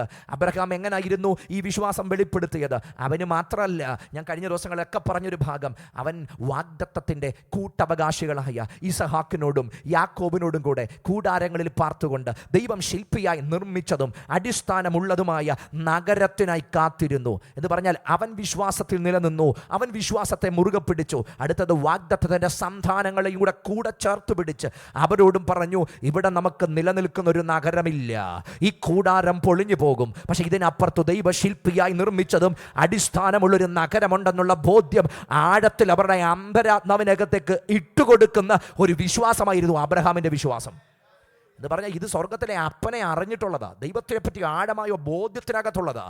എന്താ ഇന്ന് രാത്രി ഇന്ന് പകൽ വിശ്വാസം എന്നറിയാവോ? ദൈവത്തെ പറ്റിയുള്ള ആഴമായ ബോധ്യമാണ് വിശ്വാസം. ഇനി ടോസർ പറയുന്ന ഒരു ഉദാഹരണം കൂടെ ചേർത്തങ്ങ് പറയാം. നമുക്കറിയാം, നമ്മുടെ അപ്പനെ നമ്മൾ പഠിച്ചത് വീട്ടിൽ നിന്ന് അല്ലേ? നമ്മുടെ അപ്പനെ നമ്മൾ മനസ്സിലാക്കിയത് വീട്ടിൽ നിന്ന്. അതിന് നമ്മൾ വേറെ എങ്ങും പോകേണ്ട ആവശ്യമില്ല. ഒരു യൂണിവേഴ്സിറ്റി, അപ്പനെ മനസ്സിലാക്കാൻ ഒരു യൂണിവേഴ്സിറ്റി പോകേണ്ട ആവശ്യമില്ല. അപ്പനെ മനസ്സിലാക്കാൻ ഒരു കോളേജിൽ പോകേണ്ട ആവശ്യമില്ല. നമ്മുടെ വീട്ടിൽ നിന്ന് നമുക്ക് മനസ്സിലായി നമ്മുടെ അപ്പൻ ആരെന്ന്. അദ്ദേഹത്തിൻ്റെ ക്യാരക്ടറിലൂടെ, അദ്ദേഹത്തിൻ്റെ പേഴ്സണാലിറ്റിയിലൂടെ, അദ്ദേഹത്തിൻ്റെ ബിഹേവിയറിലൂടെ, അദ്ദേഹത്തിൻ്റെ എന്നോടുള്ള ഇടപെടലിൻ്റെ രീതിയിലൂടെ ഞാൻ എന്തു മനസ്സിലാക്കി? എൻ്റെ അപ്പനെ എനിക്ക് മനസ്സിലാക്കി എന്ന് പറഞ്ഞാൽ മറ്റൊരാൾ എനിക്ക് പഠിപ്പിച്ചു തന്നതല്ല, മറിച്ച് ഞാനത് വീട്ടിൽ നിന്ന് എന്ത് ചെയ്തു? പഠിച്ചു. I learn it from my home. എൻ്റെ വീട്ടിൽ നിന്ന് ഞാൻ പഠിച്ചു. Who is my father? എൻ്റെ പിതാവിൻ്റെ സ്വഭാവം എന്താണ്? അദ്ദേഹത്തിൻ്റെ ക്യാരക്ടർ എന്താണ്? ആ ക്യാരക്ടറിൻ്റെ തെളിമ എന്താണ്? അദ്ദേഹത്തിൻ്റെ ആ മഹത്വം എന്താണ്? ഇതൊക്കെ ഞാൻ വീട്ടിൽ നിന്ന് പഠിച്ചു. ഇനിയും ഈ അപ്പൻ ഒരു മോനോട് പറയുക, മോനെ, നിൻ്റെ നെക്സ്റ്റ് ബർത്ത്ഡേക്ക് നിൻ്റെ പപ്പ നിനക്കൊരു സൈക്കിൾ വാങ്ങിച്ചു തരാം, നിൻ്റെ നെക്സ്റ്റ് ബർത്ത്ഡേക്ക് ഒരു സൈക്കിൾ വാങ്ങിച്ചു തരാം. നമുക്കറിയാം, കുഞ്ഞുങ്ങൾ ഭയങ്കര എക്സൈറ്റഡ് ആണ്. ഇവർ കണ്ട ആൾക്കാരോടൊക്കെ ഈ മോൻ പറഞ്ഞു, എൻ്റെ പപ്പ എൻ്റെ നെക്സ്റ്റ് ബർത്ത്ഡേക്ക് എന്ത് വാങ്ങിച്ചു തരും? ഒരു സൈക്കിൾ വാങ്ങിച്ചു തരും. പലരും ഇത് കേട്ടു, നന്നായിട്ട് നല്ല കാര്യങ്ങളൊക്കെ പറഞ്ഞു. കളർ ചോദിച്ചവരുണ്ട്, ഏത് സൈക്കിളാണെന്ന് ചോദിച്ചവരുണ്ട്. പക്ഷേ ഒരങ്കിള് ഇവനെ ഒന്ന് അനക്കാൻ വേണ്ടി പറഞ്ഞു, മോനെ ചുമ്മാടാ, നിൻ്റെ പപ്പ എന്ത് പറഞ്ഞതാ? വെറുതെ പറഞ്ഞതാ, നിനക്ക് എന്ത് കിട്ടത്തില്ല, നിനക്ക് ഈ പറഞ്ഞ സൈക്കിളൊന്നും കിട്ടത്തില്ല, പപ്പ വെറുതെ പറഞ്ഞതാന്ന് പറഞ്ഞു.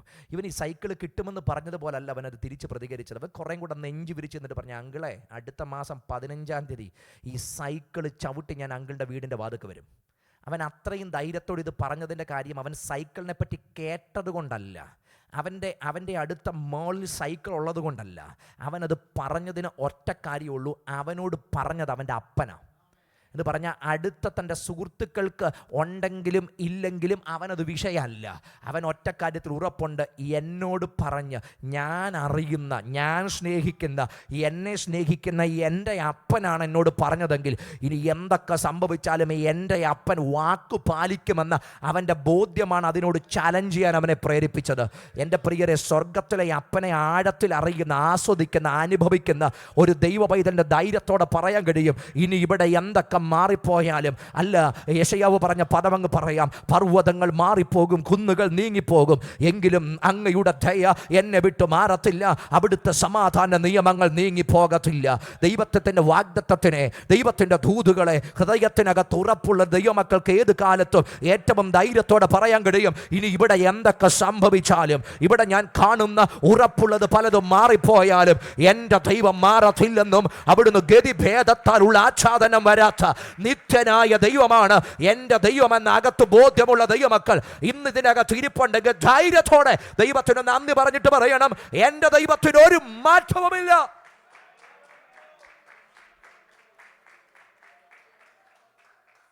ഹല്ലേലൂയ.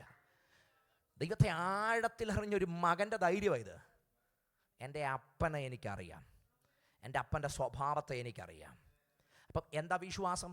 നമ്മുടെ അപ്പനെ പറ്റിയുള്ള ബോധ്യമാണ് വിശ്വാസം. ഇനി അടുത്തത് നമ്മൾ ഈ വായിച്ച വാക്യത്തിനകത്ത് എന്താ കാണുന്നത്? Test of your faith. നിങ്ങളുടെ വിശ്വാസം എന്ത് ചെയ്യപ്പെടുക? ഈ വിശ്വാസം പരിശോധിക്കപ്പെടുക എന്ന് പറയുമ്പോൾ നമ്മുടെ ദൈവമായിട്ടുള്ള ബന്ധമല്ലേ പരിശോധിക്കപ്പെടുന്നത്? ഇത് പറഞ്ഞാൽ എൻ്റെ അപ്പൻ ആരെന്ന എൻ്റെ അകത്തെ ബോധ്യത്തിന് നേരെയാണ് ചോദ്യം വരുന്നത്. ആ ചോദ്യമാണ് ഈ പരീക്ഷകൾ. ആ മകൻ്റെ സൈക്കിളിന് നേരെ ഒരു ചോദ്യം വന്നതുപോലെ എൻ്റെ ജീവിതത്തിലെ പല ആംഗിളിൽ എൻ്റെ നേരെ ചോദ്യം വന്നു.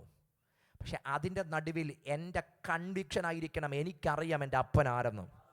എനിക്കറിയാം എൻ്റെ അപ്പൻ ആരെന്ന് എന്ന് പറഞ്ഞാൽ പരിശോധിക്കപ്പെടുന്നത് എൻ്റെ വിശ്വാസമാണ്. എൻ്റെ പ്രിയരെ, പിശാചിൻ്റെ ഏറ്റവും വലിയ ലക്ഷ്യവും നോട്ടവും മറ്റൊന്നുമല്ല നമ്മുടെ ഫെയ്ത്താണ്, നമ്മുടെ വിശ്വാസമാണ്. മറ്റൊന്നും നമ്മുടേത് ഉടച്ചു കളയാൻ പിശാചിന് വലിയ ആഗ്രഹങ്ങളൊന്നുമില്ല. അവൻ ഒറ്റ ആഗ്രഹമുള്ളൂ, നമ്മുടെ വിശ്വാസം തകർക്കണം. ഇനി ഞാൻ ഈ 5-ാം അധ്യായത്തിനകത്ത് പറഞ്ഞൊരു മനുഷ്യനുണ്ട്. ആരാണ്? 5:11 യോബ് എന്നൊരു മനുഷ്യനെ പറ്റി കാണുന്നുണ്ട്. അവിടെ എഴുതി വെച്ച്, യോബിൻ്റെ സഹിഷ്ണുത നിങ്ങൾ കേട്ടും ദൈവം വരുത്തിയ അവസാനം കണ്ടുമിരിക്കുന്നു. അപ്പം യോബിൻ്റെ സഹിഷ്ണുത നിങ്ങൾ കേട്ട ആ ഭാഗം, യോബിനെ നിങ്ങൾ നോക്കിക്കഴിഞ്ഞാൽ ശരിക്കും അവിടെ യോബിൻ്റേത് പരിശോധിക്കപ്പെട്ടത് എന്താ? അവൻ്റെ ഭക്തിയാ, അവൻ്റെ ദൈവമായിട്ടുള്ള ബോധ്യമാണ്. എന്ന് പറഞ്ഞാൽ നമ്മുടെ ലൈഫിൽ ചോദ്യം ചെയ്യപ്പെടുന്നത് നമ്മുടെ ദൈവമായിട്ടുള്ള ബന്ധവും നമ്മുടെ ബോധ്യവുമാണ്. പിശാചിന് നമ്മുടെ മറ്റൊന്നും വേണ്ട, നമ്മുടെ ബോധ്യം മാത്രം മതി. ഇനി ഇതിൻ്റെ 2 തലം ഞാൻ പറയാം. 2 തലത്തിലാണ് പിശാച് നമ്മെ പരിശോധിക്കുന്നത്. ഒന്ന്, ഡയറക്റ്റ്ലി നമ്മുടെ മനസ്സിലേക്ക് എന്ത് ചെയ്യും? നമ്മുടെ ലൈഫിലേക്ക് എൻകൗണ്ടറുമായിട്ട് വരും. അതാണ് യോബിന് സംഭവിച്ചത്. ഇനി 2-മത്തെ ഒരു തലം പറയാം. നമ്മൾ പോലും അറിയാതെ നമ്മുടെ മനസ്സിൽ നമ്മുടെ വിശ്വാസത്തെ അങ്ങ് മടുപ്പിച്ച് കളയും. അല്ലെ, അതിന് മറ്റൊരു തലം കൂടെ പറയാം, ഹൃദയ കാഠിന്യം സംഭവിച്ചു. ഇത് രണ്ടും ആത്മീയ ജീവിതത്തിൽ അപകടമാണ്. എന്ന് പറഞ്ഞാൽ ആദ്യം ഈ ഡയറക്റ്റ് എൻകൗണ്ടർ വരുമ്പോൾ ഒരു ദൈവപൈതലിന് പെട്ടെന്ന് ദൈവകൃപയിൽ ആശ്രയിച്ച് അവന് ജയിക്കേണ്ടവന് ജയിക്കാൻ പറ്റും. പക്ഷെ 2-ാം ഭാഗം സംഭവിച്ചാൽ, വളരെ കൃപയിൽ ആശ്രയിച്ചില്ലെങ്കിൽ ഒരുവൻ്റെ ചരിത്രം തന്നെ അതോടുകൂടി തീരും. ഏറ്റവും വലിയ തകർച്ച ഹൃദയകാഠിന്യം കേട്ടോ. ആത്മീയ ജീവിതത്തിൻ്റെ ഏറ്റവും വലിയ അവസ്ഥ. എപ്പോഴും ദൈവത്തോട് പ്രാർത്ഥിക്കേണ്ട ഒരു കാര്യമുണ്ട്, കർത്താവേ, കഠിനപ്പെട്ടൊരു ഹൃദയം എനിക്ക് തരരുത്, കഠിനപ്പെട്ടൊരു ഹൃദയം എനിക്ക് തരരുത്. കാരണം ഹൃദയം കഠിനപ്പെട്ടു പോയാൽ ഞാനെന്ന വ്യക്തിയും എൻ്റെ ആത്മീയ ജീവിതവും തകർന്നു പോയി പ്രിയരെ. ഞാൻ പിന്നെ ഒരിക്കലും പുറത്തു വരത്തില്ല.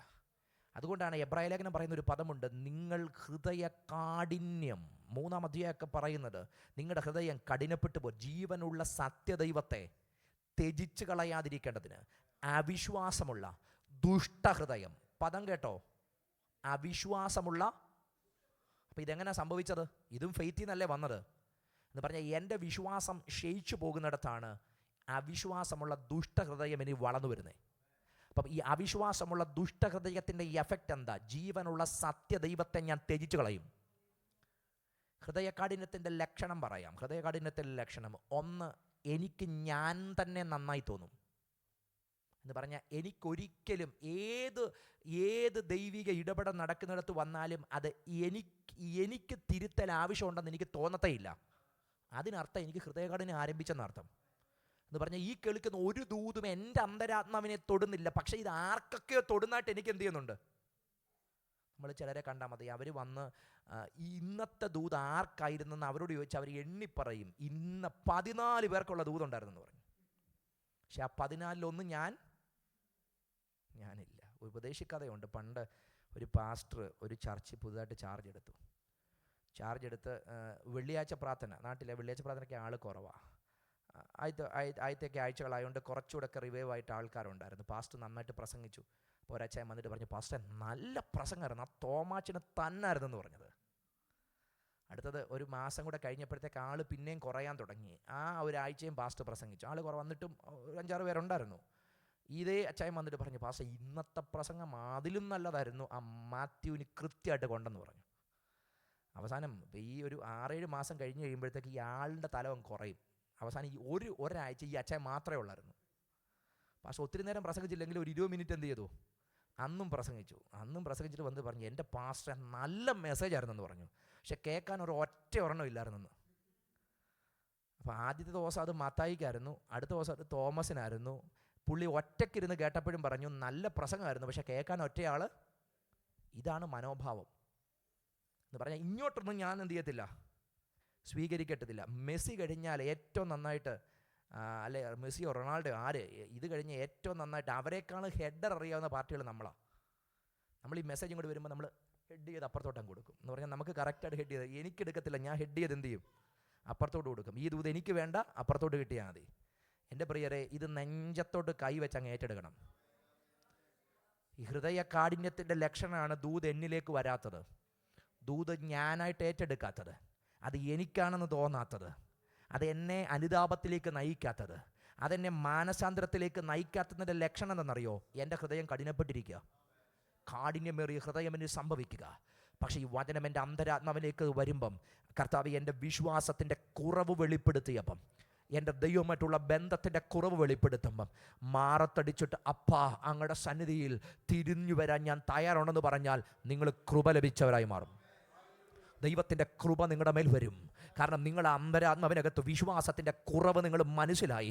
ഒരു തിരുത്തലിന് വേണ്ടി നിങ്ങളെ തന്നെ എറിഞ്ഞു കൊടുത്തതാ. നിങ്ങളുടെ മേൽ ദൈവം കാണിക്കുന്ന കടാക്ഷം വലുതാ. നിങ്ങളുടെ മേൽ ദൈവം കാണിക്കുന്ന കടാക്ഷം വലുതാ. നിങ്ങളുടെ മേൽ ദൈവം കാണിക്കുന്ന ദൈവിക ഇടപെടൽ വലുതാ.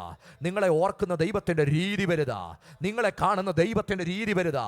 കാരണം നിങ്ങൾ ദൈവത്തിൻ്റെ പദ്ധതിക്കകത്ത് വിശേഷമായി സമർപ്പിക്കപ്പെട്ടവരാ.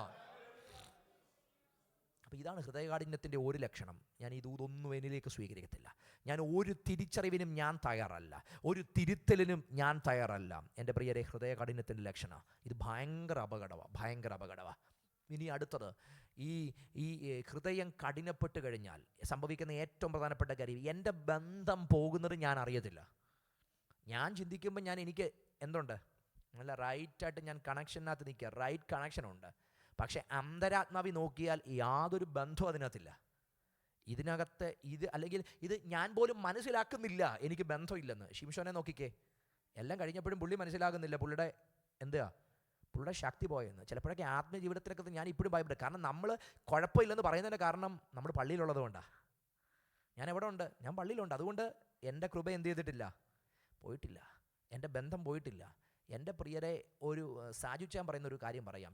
ചർച്ചിയനാകുന്നതല്ല ദൈവകൃപയുടെ അടിസ്ഥാനം, ഒരു ക്രിസ്ത്യനാകുന്നതാ എന്ന് പറഞ്ഞാൽ, ഞാൻ ചർച്ച് മീറ്റിങ്ങുകൾക്കകത്ത് പങ്കെടുക്കുന്നത് കൊണ്ട് ഞാൻ ദൈവകൃപയെ നിൽക്കുന്നവനാകണമെന്ന് ഒരു നിർബന്ധവും ഇല്ല.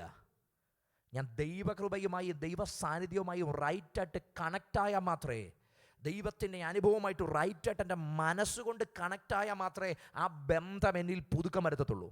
അങ്ങനെയുള്ളൊരു ബന്ധമാണ് ഒരു തിരുവെടുത്ത് കേൾക്കുമ്പോൾ, അല്ലെങ്കിൽ ഒരു പാട്ട് കേൾക്കുമ്പം എൻ്റെ ഹൃദയം തകരും. എല്ലാം മറന്ന് എനിക്ക് ദൈവത്തെ മഹത്വപ്പെടുത്താൻ പറ്റും. എല്ലാം മറന്ന് എൻ്റെ ദൈവത്തെ എനിക്ക് സ്തുതിക്കാൻ പറ്റും. ഹൃദയം നിറഞ്ഞ് എൻ്റെ ദൈവത്തിന് നന്ദി പറയാൻ കഴിയും. എൻ്റെ വന്ന വഴികളെ എനിക്ക് ഓർക്കാൻ പറ്റും.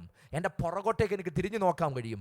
അതിൻ്റെ നടുവിൽ എന്നെ കൊണ്ടുവന്ന ദൈവത്തിൻ്റെ സാന്നിധ്യത്തിന് എനിക്ക് ഉള്ളു തുറന്ന് ദൈവത്തിന് നന്ദി പറയാൻ കഴിയും. ഞാൻ കഴിവല്ല, പാട്ടുകാരൻ പാടുന്നത് പോലെ കഴിവല്ല, അവിടുത്തെ കൃപയാണെന്നും അവിടുത്തെ ദയയാണെന്ന് ഇത് തിരിച്ചറിഞ്ഞ് ദൈവത്തിന് നന്ദി പറയാൻ പറ്റുമെങ്കിൽ ഉറപ്പാണ് നിങ്ങളുടെ ഹൃദയം ഇപ്പോഴും അത് ദൈവത്തിന് ഹൃദയപരമായ, ദൈവത്തിൻ്റെ ഇഷ്ടത്തിനകത്തുള്ള ഹൃദയമാണ്. ഇനിയിപ്പോൾ ഞാൻ അടുത്ത ഭാഗത്തുനിന്ന് നമ്മൾ ചിന്തിക്കുന്ന ഭാഗത്തേക്ക് വരാം. അപ്പോൾ ഹൃദയ കാഠിന്യം വിശ്വാസത്തിന് നേരെയുള്ള വലിയൊരു ചോദ്യമാണ്.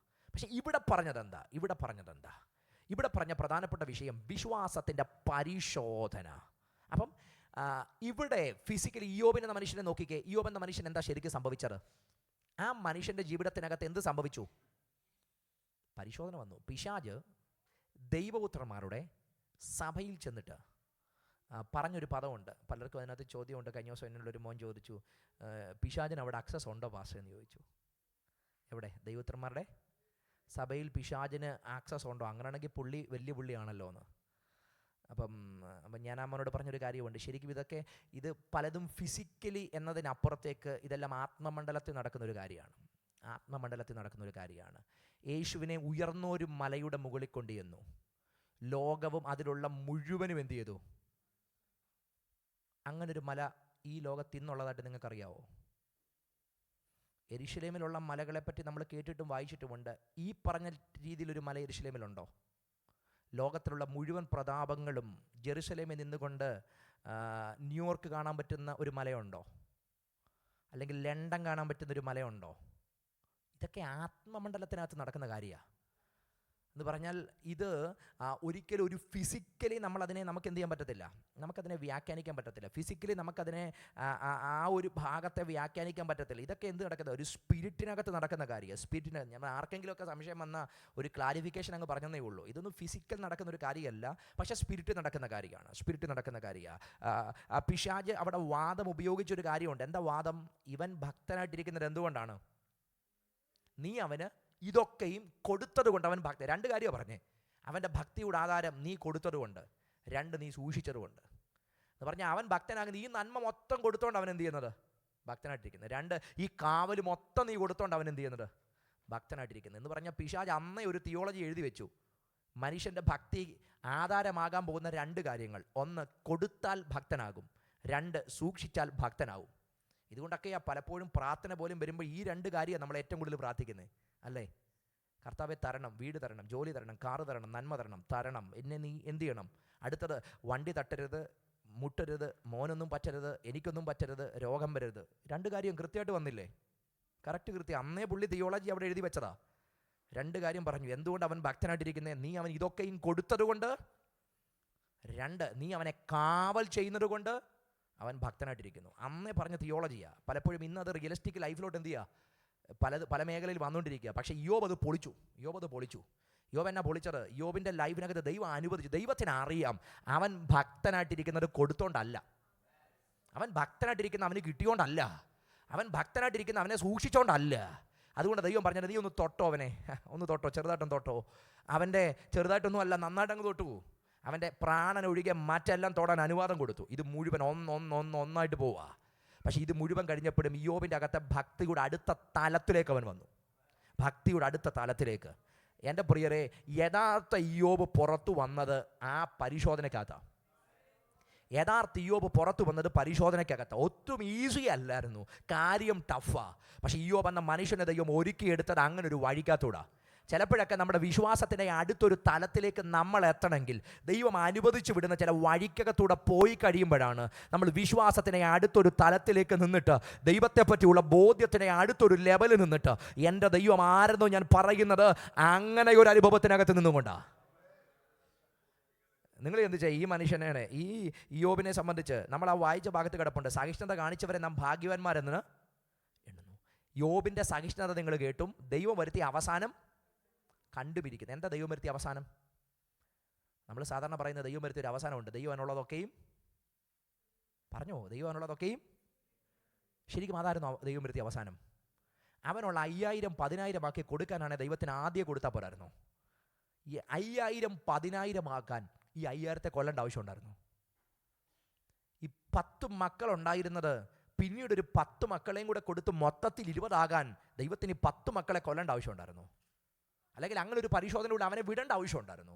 അവൻ്റെ 7000 ഒട്ടകത്തെ എന്തിന് നശിപ്പിച്ചിട്ട് പിന്നെ ഒരു 14,000 കൊടുക്കുന്നു എന്ന് പറഞ്ഞാൽ, എൻ്റെ പ്രിയരെ, അവന് 14,000 കിട്ടിയതല്ല ഇവിടുത്തെ വിഷയം. അവൻ്റെ സ്ഥിതി മാറിയതല്ല ഇവിടുത്തെ വിഷയം. അവൻ്റെ ദൈവത്തെ ആഴമായി ഒന്നുകൂടെ അറിഞ്ഞതാ വിഷയം. ആ ഭാഗത്ത് പറയുന്നൊരു കാര്യമുണ്ട്, യഹോവ മഹാകരുണയും ദയയും മനസ്സലിവുമുള്ള ദൈവമാണെന്ന് യോബ് തിരിച്ചറിഞ്ഞു. എന്ന് പറഞ്ഞാൽ ദൈവത്തെ പറ്റിയുള്ള അറിവിൻ്റെ അടുത്ത തലത്തിലേക്ക് അവനെത്തി. ഞാൻ കുറേ കൂടെ പറയും, യോബ് എന്ന മനുഷ്യൻ്റെ സ്വയനീതി ഇടിഞ്ഞു. ഞാൻ യോബിനെ മനസ്സിലാക്കി പറയാം. യോബിൻ്റെ ലൈഫിൽ നമ്മുടെ എല്ലാം പോലെ ചില മേഖലയിൽ എന്തുണ്ടായിരുന്നു? ഒരു സെൽഫ് റൈച്ചസ്നെസ് കിടപ്പുണ്ട്, ഒരു സ്വയനീതി കിടപ്പുണ്ടായിരുന്നു. അതുകൊണ്ടൊക്കെയാണ് പുള്ളി ഇടയ്ക്കിടയ്ക്ക് ആ കാര്യങ്ങൾ പറയുന്നത്, ഞാൻ ജനിക്കാതിരുന്നിരുന്നെങ്കിൽ. അത് ആ കഷ്ടതയുടെ തീച്ചൂളെ പറയുന്നുണ്ട്. തൻ്റെ സ്വയനീതി ഇങ്ങനെയൊക്കെ ഇടയ്ക്കിടയ്ക്ക് പറയുന്നുണ്ട്. പക്ഷേ ബൈബിൾ അതും എഴുതി വെച്ചിട്ടുണ്ട്, കൃത്യമായിട്ട് അതും എഴുതി വെച്ചിട്ടുണ്ട്. അവൻ്റെ തകർച്ച എഴുതി വെച്ചിട്ടുണ്ട്, അവൻ്റെ നിരാശ എഴുതി വെച്ചിട്ടുണ്ട്. ഞാൻ ജനിക്കാതിരുന്നെങ്കിൽ, അവൻ്റെ ജന്മദിവസത്തെ അവൻ ശപിച്ചു, ഇതെല്ലാം എഴുതി വെച്ചിട്ടുണ്ട്. പക്ഷേ ഈ സ്വയനീതി എല്ലാം പൊളിഞ്ഞു. യോബിന് ലാസ്റ്റിൽ ഒരു കാര്യം മനസ്സിലായി, എന്നിലൊന്നുമല്ല ഒരു കാര്യവും, എൻ്റെ ദൈവത്താലാണ് സകലവും സാധ്യം. ഈ സ്വയനീതിയും പിറുപിറുപ്പുമൊക്കെ അകത്ത് വന്ന ചില മണിക്കൂർ യോബിൻ്റെ ലൈഫിനകത്തുണ്ടായിരുന്നു. ഞാൻ ബൈബിളിനെ ഏറ്റവും കൂടുതൽ റെസ്പെക്റ്റ് ചെയ്യുന്നത്, ഈ പുസ്തകത്തെ ഏറ്റവും കൂടുതൽ റെസ്പെക്റ്റ് ചെയ്യുന്നത്, ഒരു മനുഷ്യൻ്റെ വികാരം അപ്പാടെ ഇതിനകത്ത് പ്രതിഫലിപ്പിച്ചിട്ടുണ്ട്. ഒരു മനുഷ്യൻ നിരാശനായാൽ എന്തു പറയും? നിങ്ങൾക്ക് ഈ പുസ്തകത്തിൽ നോക്കിയാൽ കാണാം. ഒരു മനുഷ്യൻ ചതിക്കപ്പെട്ടാൽ എങ്ങനെ പ്രതികരിക്കും? ഈ പുസ്തകത്തിൽ നോക്കിയാൽ നിങ്ങൾക്ക് കാണാം. ഒരു മനുഷ്യനിൽ വല്ലാത്ത വികാരവിചാരങ്ങൾ വന്നാൽ അവൻ എന്തു ചെയ്യും? ഈ പുസ്തകത്തിൽ നോക്കിയാൽ നിങ്ങൾക്ക് കാണാം. ഒരു മനുഷ്യൻ തോൽപ്പിക്കപ്പെട്ടാൽ അവൻ എന്തു ചെയ്യും? അതും നിങ്ങൾക്ക് ഇതിനകത്ത് കാണാം. എന്ന് പറഞ്ഞാൽ ഒരു മനുഷ്യൻ്റെ പച്ചയായ വികാരങ്ങൾ മുഴുവൻ ഇതിനകത്ത് എഴുതി വെച്ചിട്ടുണ്ട്. സെമിനാരിൽ നിന്നൊക്കെ പഠിച്ചിറങ്ങിക്കാളുന്നൊരു സഭാ ശുശ്രൂഷ ഏറ്റെടുത്തതിന് ശേഷം, ഞാൻ പറഞ്ഞില്ല, ഞാൻ 21-ാമത്തെ വയസ്സിലാണ് സഭാ ശുശ്രൂഷ ഏറ്റെടുത്തത്. വിവാഹം കഴിക്കുന്നതിന് 2 വർഷം പുറകിൽ. ഞാൻ പറഞ്ഞ 23-ാമത്തെ വയസ്സിൽ വിവാഹം കഴിച്ച ആളാണ്. അപ്പം 21-ാമത്തെ വയസ്സിൽ സഭാ ശുശ്രൂഷ എടുത്ത സമയത്ത് ഞാൻ ഈ സങ്കീർത്തനങ്ങളൊക്കെ ഇങ്ങനെ വായിച്ചു വരുന്ന സമയത്ത് 106, 109 വരുമ്പോൾ ഭയങ്കര ബുദ്ധിമുട്ടായിരുന്നു വ്യാഖ്യാനിക്കാൻ. ശാപസങ്കീർത്തനമാണ്. അവൻ്റെ ഭാര്യ അനാഥയും അവൻ്റെ ഭാര്യ വിധവയും അവൻ്റെ മക്കൾ അനാഥരുമാകട്ടെ, അവൻ്റെ മക്കൾ അലഞ്ഞ് തെണ്ടി നടക്കട്ടെ, രാവിലെ തോറും അവനെ സംഹരിക്കണം. അയ്യോ, ഭയങ്കര പാടായിരുന്നു ഇത് വ്യാഖ്യാനിക്കാൻ. പക്ഷെ ഞാൻ ആ ഭാഗത്തെ ഒന്നും കൂടെ നോക്കിയപ്പോൾ എനിക്ക് മനസ്സിലായി, ഒരു മനുഷ്യൻ്റെ നൊമ്പരത്തിൻ്റെ പ്രതികരണമായിരുന്നത്. കാരണം ഈ മനുഷ്യൻ ചതിക്കപ്പെട്ടു, കൂട്ടുകാർ അവനെതിരെ നിന്നു, അവൻ്റെ കൂടെ സ്വന്തമെന്ന് പറഞ്ഞ് നിന്നവർ അവന് നേരെ വാളോങ്ങി. അന്നേരം അവൻ പറഞ്ഞത്, അവൻ എന്ത് ചെയ്യട്ടെ? അയ്യോ, നമ്മളാരും ഇങ്ങനൊന്നും പറയില്ല, എനിക്കറിയാം. പക്ഷെ നമ്മൾ പറയുന്ന പദം ഞാൻ പറയും. പെന്തക്കോസുകാരുടെ ട്രേഡ് മാർക്ക് 1-2 പദങ്ങളുണ്ട്. ദൈവമേ, നീ അവനെ തൊടണം. നമ്മൾ ഈ തൊടണമെന്ന് പറയുന്നതിൻ്റെ അർത്ഥം എന്തെന്ന് നമുക്ക് മാത്രമേ അറിയത്തുള്ളൂ. നമ്മൾ എത്രത്തോളം ആ തൊടണം എന്നതിനെ ചിന്തിച്ചോ എന്നുള്ളത് നമുക്ക് മാത്രമേ അറിയത്തുള്ളൂ. ചിലർ പറയും, ദൈവമേ, നീ അവനെ സന്ദർശിക്കണം. ഇതിൻ്റെ അർത്ഥം നമുക്കറിയത്തില്ല. ഒരിക്കലും ഒരു ആൻറ്റി പ്രാർത്ഥിക്കുന്ന ഞാൻ കേട്ടെ, എൻ്റെ കർത്താവേ, നീ അവനെ സന്ദർശിക്കണം, അവൻ്റെ ഉറക്കം കെടുത്തിയിട്ടാണേലും നീ അവനോട് ഇടപെടണം. എൻ്റെ പ്രിയരെ, ഒരു മനുഷ്യനോടൊക്കെ ചെയ്യാൻ പറ്റുന്ന ഏറ്റവും വലിയ, ഞാനിത് മറ്റൊരാൾ പറഞ്ഞതല്ല, നേരിട്ട് കേട്ട് ഞാൻ ആ വ്യക്തിയോട് ഞാൻ കറക്റ്റ് ചെയ്യുകയും ചെയ്തതാണ്. ഒരു മനുഷ്യനോട് ചെയ്യുന്ന ഏറ്റവും വലിയ ക്രൂരതയെ ഉറക്കം കളയാനൊക്കെ പ്രാർത്ഥിക്കുന്നത്. അവൻ ഭ്രാന്തനായി പോകും. ഞാൻ ഇവിടെ വന്നിട്ടൊക്കെ ഞാനിപ്പോൾ ഈ ഉറക്കത്തിൻ്റെ കാര്യങ്ങളൊക്കെ ചില സമയത്ത് അനുഭവിക്കുന്നുണ്ട്. കാരണം നാടുവട്ടൊക്കെ 5.5 മണിക്കൂർ വ്യത്യാസം ഉണ്ടായതുകൊണ്ട് മിക്കവാറും വൈകുന്നേരങ്ങളിൽ കിടന്നു കഴിഞ്ഞാൽ ഒരു 4 കോൾ വരും. കഴിഞ്ഞ രാത്രിയും വന്നു പാസ്റ്റർ 4 കോൾ. ഈ 4 കോൾ വന്നു കഴിയുമ്പം അരമണിക്കൂർ വെച്ച് 4 കോളിലും അങ്ങ് പോകും. കോള് 2 മിനിറ്റ് കൊണ്ട് കട്ടാവും, പിന്നെ ഉറങ്ങണമെങ്കിൽ അരമണിക്കൂർ എടുക്കും. അപ്പം ഈ ഉറങ്ങാതെ നമ്മൾ രാവിലെയൊക്കെ ഇത് ചെയ്ത് കഴിയുമ്പോഴത്തേക്ക് നമ്മളൊരു വല്ലാത്ത അവസ്ഥയല്ല, നമ്മൾ കിറങ്ങിയാണ് നിൽക്കുന്നത്. അപ്പോൾ ഒരുവൻ്റെ ഉറക്കം കളയണമെന്നൊക്കെ പറഞ്ഞ് അവനോട് ചെയ്യുന്ന ഭയങ്കര ക്രൂരതയാണ്. ദൈവത്തിന് അറിയാമല്ലോ വഴി. നമ്മൾ വഴി പറയേണ്ട ആവശ്യമുണ്ടോ? ഈ ഉറക്കം കളയണോ ഉറക്കം കളയാതെ അവനെ പിടിക്കണോ എന്നുള്ളത് ദൈവത്തിന് അറിയാമല്ലോ. തമ്പുരാൻ്റെ കയ്യിലും കൊടുത്താൽ പോരെ? നമ്മൾ ദൈവത്തിന് ഉപദേഷ്ടകരാകേണ്ട ആവശ്യമുണ്ടോ? ദൈവത്തിന് അറിയാം വഴി. ഞാൻ എന്തിനാ പറഞ്ഞെന്നറിയോ? നമ്മളും ഇതൊക്കെ പറയാറുണ്ട്. ഒന്ന് ചതിക്കപ്പെടുമ്പോൾ അറിയാം, കൂടെ നിൽക്കുന്നവൻ ഒറ്റ നിമിഷം കൊണ്ട് എതിരാകുമ്പോൾ അറിയാം അതിൻ്റെ നൊമ്പരം എന്താന്ന്. പെയിനിനകത്ത് പറയുന്നവരാ നമ്മളൊക്കെ. മനുഷ്യരല്ലേ. ഇപ്പോഴും ഈ ജഡം നീതീകരിക്കപ്പെട്ടിട്ടും വിശുദ്ധീകരിക്കപ്പെട്ടൊന്നും ഇല്ലല്ലോ. ഇപ്പോഴും പാപജടത്തിലല്ലേ. നമുക്കും ഈ വികാരങ്ങളൊക്കെ ഉണ്ടെന്ന്. ചതിക്കപ്പെടുമ്പോൾ നമ്മളും പ്രതികരിച്ചിട്ടുണ്ട്. ഇത് ബൈബിൾ പറയുന്ന എല്ലാ മനുഷ്യരും അങ്ങനെ പ്രതികരിച്ചിട്ടുണ്ട്. പക്ഷെ ഒരു ഭക്തൻ അവൻ ഇതൊക്കെ വന്നിട്ടും, ആ സങ്കീർത്തനക്കാരൻ ഞാൻ കണ്ടൊരു കാര്യം, അവൻ തിരിച്ചു വന്നിട്ട് ഏറ്റവും അവസാനം പറയും, കർത്താവെ, ഞാൻ നിങ്കൽ ആശ്രയിക്കുന്നു. അവൻ പറയും, എൻ്റെ തകർച്ചയെ കർത്താവെ ഞാൻ അതൊക്കെ പറഞ്ഞെന്നുള്ളത് സത്യമാണ്, പക്ഷെ ഞാൻ തിരിച്ചു വരിക, ഞാൻ അങ്കൽ ആശ്രയിക്കുക. എനിക്ക് മറ്റൊന്നിലും എനിക്ക് ചാരാനില്ല, മറ്റാരിലും എനിക്ക് ചാരാനില്ല. ഞാൻ അങ്ങയുടെ അടുക്കിലേക്ക് ഓടി വന്ന് വികാരങ്ങൾ പങ്കുവെക്കുന്ന ഒരു പുസ്തകമായത്. വികാരങ്ങളെ ഓർപ്പിക്കുന്ന ഒരു പുസ്തകമാണ്. തകർച്ച വന്നാൽ, വേർപാട് വന്നാൽ എങ്ങനെ മനുഷ്യർ പ്രതികരിക്കുന്നത്? യോബ് അത്രേ പ്രതികരിച്ചുള്ളൂ. നമ്മളും പ്രതികരിക്കാൻ സാധ്യതയുണ്ട്. പക്ഷേ ഇതിനപ്പുറത്തേക്ക് ദൈവത്തിന് മനസ്സിലായി, ഇവൻ ഈ സാധാരണ ഇടപെടൽ പോരാ, ഇവൻ ഒരു അസാധാരണമായ ഇടപെടൽ ആവശ്യമാണ്. അതുകൊണ്ട് യോബ് നിങ്ങൾ പുസ്തകം നിങ്ങൾ വായിച്ചു വരുമ്പോൾ അതിൻ്റെ 38-ാമത്തെ അധ്യായത്തിലേക്ക് വരണം. ഈ 38-ാം അധ്യായത്തിനകത്ത് ദൈവത്തിൻ്റെ മുമ്പാകെ അവനെ കൊണ്ട് നിർത്തുക. ദൈവത്തിൻ്റെ മുമ്പിൽ അവൻ നിൽക്കുക. ഞാൻ വിചാരിക്കുന്ന ഒരു ഹെഡ് മാസ്റ്ററിൻ്റെ മുമ്പിൽ അല്ലെങ്കിൽ ഒരു പ്രിൻസിപ്പാളിൻ്റെ മുമ്പിലൊക്കെ ഇങ്ങനെ നിൽക്കുന്നത് പോലെ കർത്താവിൻ്റെ മുമ്പിൽ വന്നു നിൽക്കുക. ഒരു അധികാരിയുടെ മുമ്പിൽ നിൽക്കുന്നത് പോലെ വന്നു നിൽക്കുക. ഒരു ന്യായാധിപൻ്റെ മുമ്പിൽ നിൽക്കുന്നത് പോലെ വന്നു നിൽക്കുക. ഒരു അഡ്വക്കേറ്റിൻ്റെ മുമ്പിൽ നിൽക്കുന്നത് പോലെ നിൽക്കുക. ദൈവം പറഞ്ഞു, ഞാൻ ചോദ്യം ചോദിക്കാൻ പോവാ, നിനക്ക് ഉത്തരം പറയാൻ പറ്റുമെങ്കിൽ നീ ഉത്തരം പറഞ്ഞു. ദൈവം ചോദ്യം അങ്ങോട്ട് തുടങ്ങി. ഈ സമുദ്രം ഗർഭത്തിന് ചാടി പുറപ്പെട്ടപ്പം അതിന് അതിരിട്ടതാരാണ്? അതിനെ കണ്ടതാരാ? മണൽത്തരി കൊണ്ട് ഭൂമിക്ക് അറുതിയിട്ടിരിക്കുന്നതാരാ? മകയിരത്തിൻ്റെ കാർത്തികയുടെയും ബന്ധനത്തെ അറുത്തു മാറ്റുന്നതാരാ? മഹാനക്രത്തെ ചൂണ്ടലിട്ട് പിടിക്കുന്നതാരാ? ആകാശത്തിൻ്റെ അറുതികളെ നിർമ്മിച്ചതാരാ? ഭൂമിക്ക് അടിസ്ഥാനമിട്ടപ്പോൾ പ്രഭാത നക്ഷത്രങ്ങൾ ഘോഷിച്ചുല്ലസിച്ചപ്പോൾ, ഹേ മനുഷ്യ, നീ എവിടാ? ഇങ്ങനെ ചോദ്യങ്ങൾ വന്നു പരമ്പരയായിട്ട് ഒരു 3 അധ്യായങ്ങൾ മുഴുവൻ ചോദ്യങ്ങൾ തന്നെ, ചോദ്യങ്ങളുടെ പുറകിൽ ചോദ്യങ്ങൾ. ഇതെല്ലാം കണ്ടപ്പോൾ ഇയ്യോബിന് ഒരു കാര്യം മനസ്സിലായി, ഇതൊരു സാധാരണ ജ്ഞാനത്തിനകത്തുള്ള കാര്യമല്ല, ഇതൊരു സാധാരണ വിവേകത്തിനകത്തുള്ള കാര്യമല്ല. അതുകൊണ്ട് 42 തുടങ്ങുമ്പം ഇയ്യോബിൻ്റെ ഒരു പ്രതികരണം നമുക്ക് കാണാൻ പറ്റുന്നുണ്ട്. അവൻ ദൈവത്തെ കുറേയും കൂടെ അങ്ങ് മനസ്സിലാക്കി. ഇതുവരെ അവൻ യാഗം കഴിച്ചതിനേക്കാളും, ഇതുവരെ അവൻ പ്രാർത്ഥിച്ചതിനേക്കാളും അപ്പുറത്തേക്ക് ദൈവത്തിനെ അറിഞ്ഞിട്ട് 42 തുടങ്ങുമ്പോൾ അവൻ പറയുന്നൊരു പദമുണ്ട്, അങ്ങയ്ക്ക് സകലതും കഴിയുമെന്നും അങ്ങയുടെ ഉദ്ദേശമൊന്നും അസാധ്യമല്ലെന്നും ഞാൻ അറിയുന്നു. യോബ് ദൈവത്തെ കുറേയും കൂടെ ആഴത്തിൽ അറിഞ്ഞിട്ട് പറയുന്നു, കർത്താവേ, അങ്ങയ്ക്ക് സകലതും കഴിയും, അങ്ങയുടെ ഉദ്ദേശമൊന്നും അസാധ്യമല്ലെന്നു ഞാൻ അറിയുന്നു. അവൻ എന്താ കഷ്ടതയിൽ പഠിച്ചത്? അവൻ എന്താ തകർച്ചയിൽ പഠിച്ചത്? അവൻ എന്താ അവൻ്റെ വേദനയിൽ പഠിച്ചത്? അവൻ കഷ്ടതയല്ല പഠിച്ചത്, അതിൻ്റെ നടുവിൽ അവന് വേണ്ടി ഇറങ്ങി വന്ന ദൈവത്തിന് സകലതും കഴിയുമെന്നും ദൈവത്തിൻ്റെ ഉദ്ദേശമൊന്നും അസാധ്യമല്ലെന്നും അവൻ അനുഭവിച്ചു. ചിലതൊക്കെ അനുവദിക്കുന്ന ദൈവം ഇങ്ങനെയുള്ള ആത്മീയ പാഠങ്ങളിലേക്ക് നമ്മളെ കൈപിടിച്ചു നടത്താൻ ചില ജീവിതത്തിന്റെ പരിശോധനകൾ അനുവദിക്കുമെങ്കിൽ ദൈവിക ബോധ്യത്തിന്റെ അടുത്തൊരു നിലവാരത്തിൽ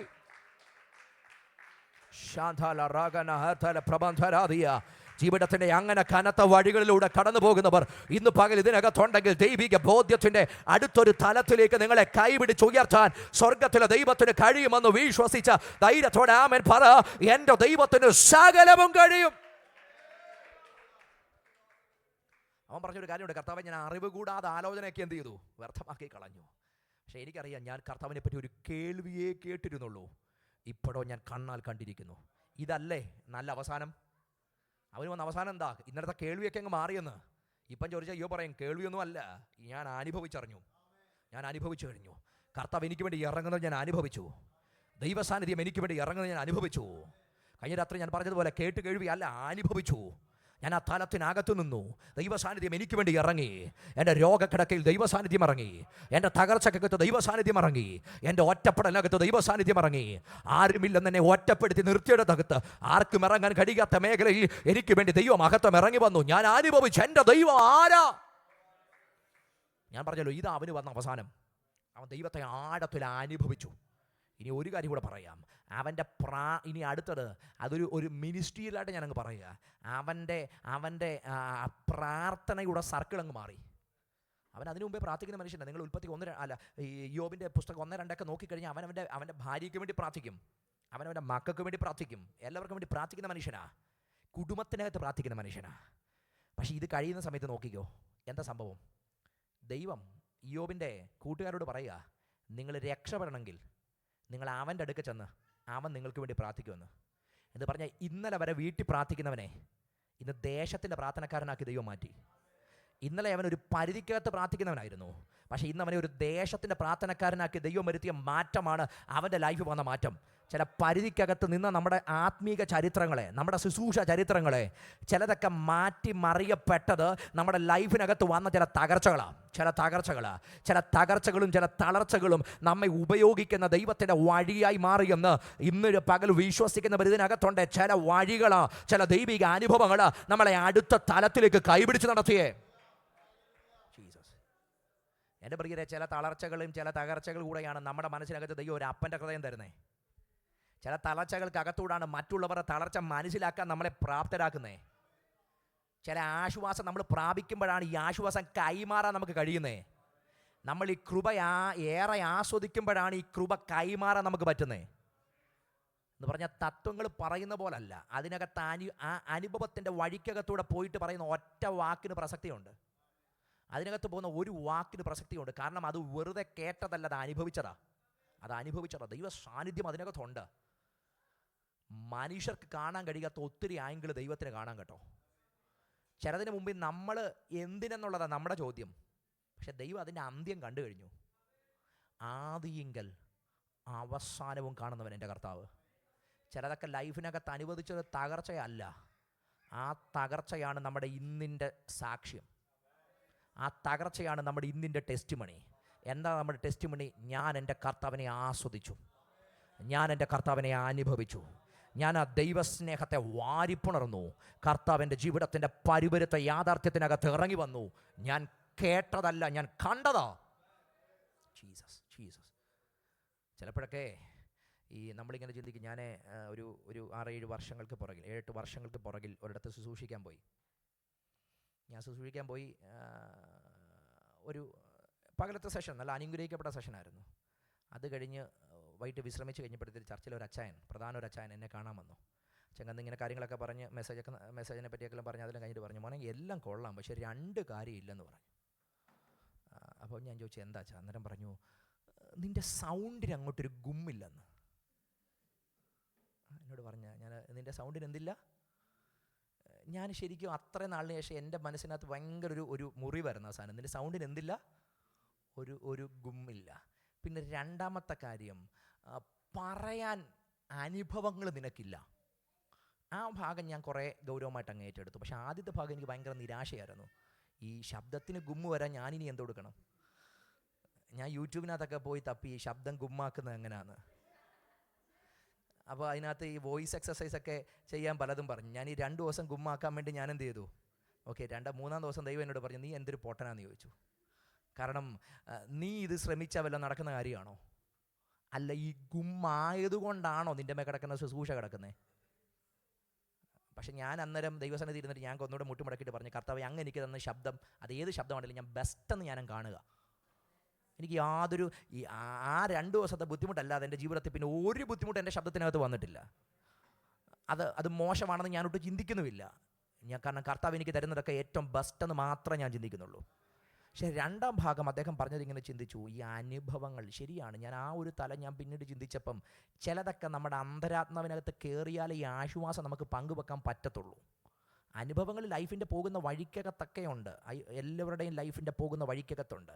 പക്ഷേ എൻ്റെ ശുശ്രൂഷ മേഖലയിൽ ഇന്ന് ഞാൻ ഈ പറയുന്ന ദൂതുകൾ ഏറ്റവും കൃത്യമായി പങ്കുവെക്കേണ്ടത് എൻ്റെ ലൈഫിനകത്തൂടെ ദൈവം നൽകിയ ആപ്ലിക്കേഷൻ മാത്രം ഞാൻ നിങ്ങൾക്ക് കൈമാറുന്നത്. ഞങ്ങളുടെയൊക്കെ ജീവിതത്തിൻ്റെ വഴിക്കകത്തൂടെ മരണതുല്യമായി പോയ ഒത്തിരി മണിക്കൂറുകൾക്കകത്ത് ദൈവം ഞങ്ങളെ ആശ്വസിപ്പിച്ച ആശ്വാസം ഞാൻ നിങ്ങൾക്ക് പറഞ്ഞു തരുന്നത്. ജീവിതത്തിനകത്ത് ഒത്തിരി വട്ടം ഞങ്ങൾ മരണത്തെ മുഖാമുഖമായി കണ്ടവരാ. ഒത്തിരി വട്ടം. എൻ്റെ പ്രിയപ്പെട്ടവൾക്ക് CA രോഗം ബാധിച്ചതിന് ശേഷം ഒത്തിരി വട്ടം ഞങ്ങൾ മരണത്തെ മുഖാമുഖമായി കണ്ടിട്ടുണ്ട്. പക്ഷേ അതിൻ്റെ നടുവിൽ കർത്താവിൻ്റെ സാന്നിധ്യം അസാധാരണമായി ഇറങ്ങി വരുന്നത് അനുഭവിച്ചിട്ടുണ്ട്. വൈദ്യശാസ്ത്രം അവസാനിച്ചു എന്ന് പറഞ്ഞപ്പം ദൈവം പറഞ്ഞു, ഞാൻ തുടങ്ങിയിട്ടേ ഉള്ളൂ എന്ന് പറഞ്ഞു. അവർ 3 മാസം കൊണ്ട് ഹീലൊക്കെ ആകുമെന്ന് പറഞ്ഞ ചില പ്രത്യേക വൂണ്ടുകളൊക്കെ 3 ദിവസം കൊണ്ട് ഹീലാകുന്നത് ഞങ്ങൾ കണ്ടു. അവർ നടക്കത്തില്ലെന്ന് പറഞ്ഞ മേഖലയിൽ ദൈവം ഇറങ്ങി വന്ന് നടക്കുമെന്ന് പറഞ്ഞു. 10 മണിക്കൂറത്തെ സർജറിക്ക് അപ്പുറത്തേക്ക് വൈദ്യശാസ്ത്രം കൈമലത്ത് നിന്ന് രാത്രിയിൽ ഒരു കോംപ്ലിക്കേഷൻ നടക്കാൻ സാധ്യതയുണ്ട്, ഞങ്ങൾ 2ാമതൊരു സർജറിക്കൂടെ വിധേയാക്കണമെന്ന് പറഞ്ഞപ്പം തമ്പുരാൻ പറഞ്ഞു, ഒന്നും വേണ്ട, ഞാൻ അതിനു മുമ്പേ ഇറങ്ങി വന്നിട്ടുണ്ട്. എന്നിട്ട് വൈദ്യശാസ്ത്രം ഞങ്ങളോട് പറഞ്ഞൊരു പദമുണ്ട്, ഫെയ്ത്ത്. ട്വിങ്കിളിൻ്റെ കേസ് ഞങ്ങൾ ഡീൽ ചെയ്യുമ്പം അത് ഞങ്ങൾക്കൊരു അത്ഭുതമായിരുന്നെന്ന്. ഈശ്വരൻ്റെ ഒരു ചൈതന്യത്തിൻ്റെ കരം അതിനകത്ത് ചലിക്കുന്നത് ഞങ്ങൾ അനുഭവിക്കാൻ പറ്റിയെന്ന്. മറ്റൊരു മതസ്ഥനായ ഡോക്ടറാണ് ഇന്ന് അദ്ദേഹത്തിൻ്റെ ഒരു ബെസ്റ്റ് ഫ്രണ്ടാണ്. തൻ്റെ മേജർ സർജറികൾക്കൊക്കെ പോകുന്ന സമയത്ത് ഇപ്പോഴും എനിക്ക് മെസ്സേജ് അയക്കാറുണ്ട്, പ്രാർത്ഥിക്കണം. ഞാൻ പറഞ്ഞൊരു ഒറ്റ കാര്യം, ചിലപ്പോഴൊക്കെ നമ്മൾ തകർക്കപ്പെടും, പക്ഷേ നമ്മുടെ ഈ തകർക്കപ്പെടൽ ഒരു ടെസ്റ്റിമണിയാണ്. നമ്മൾ ആ തകർക്കപ്പെടലിനകത്ത് നമ്മൾ ഒരു ആശ്വാസം, ഒരു സാക്ഷ്യമാണ് എന്ന് പറഞ്ഞാൽ, ഇത് നമ്മളിലൂടെ ദൈവം നമ്മളെ ഇതിനകത്തൂടെ കടത്തിവിട്ട് ഈ ആശ്വാസം നമ്മുടെ അകത്ത് തന്ന്, സമാധാനത്തിൻ്റെ നിറവ് നമ്മുടെ ഉള്ളിൽ തന്ന, നമ്മൾ പോകുന്ന മേഖലകളിലും അത് പങ്കുവെക്കാൻ കഴിയും.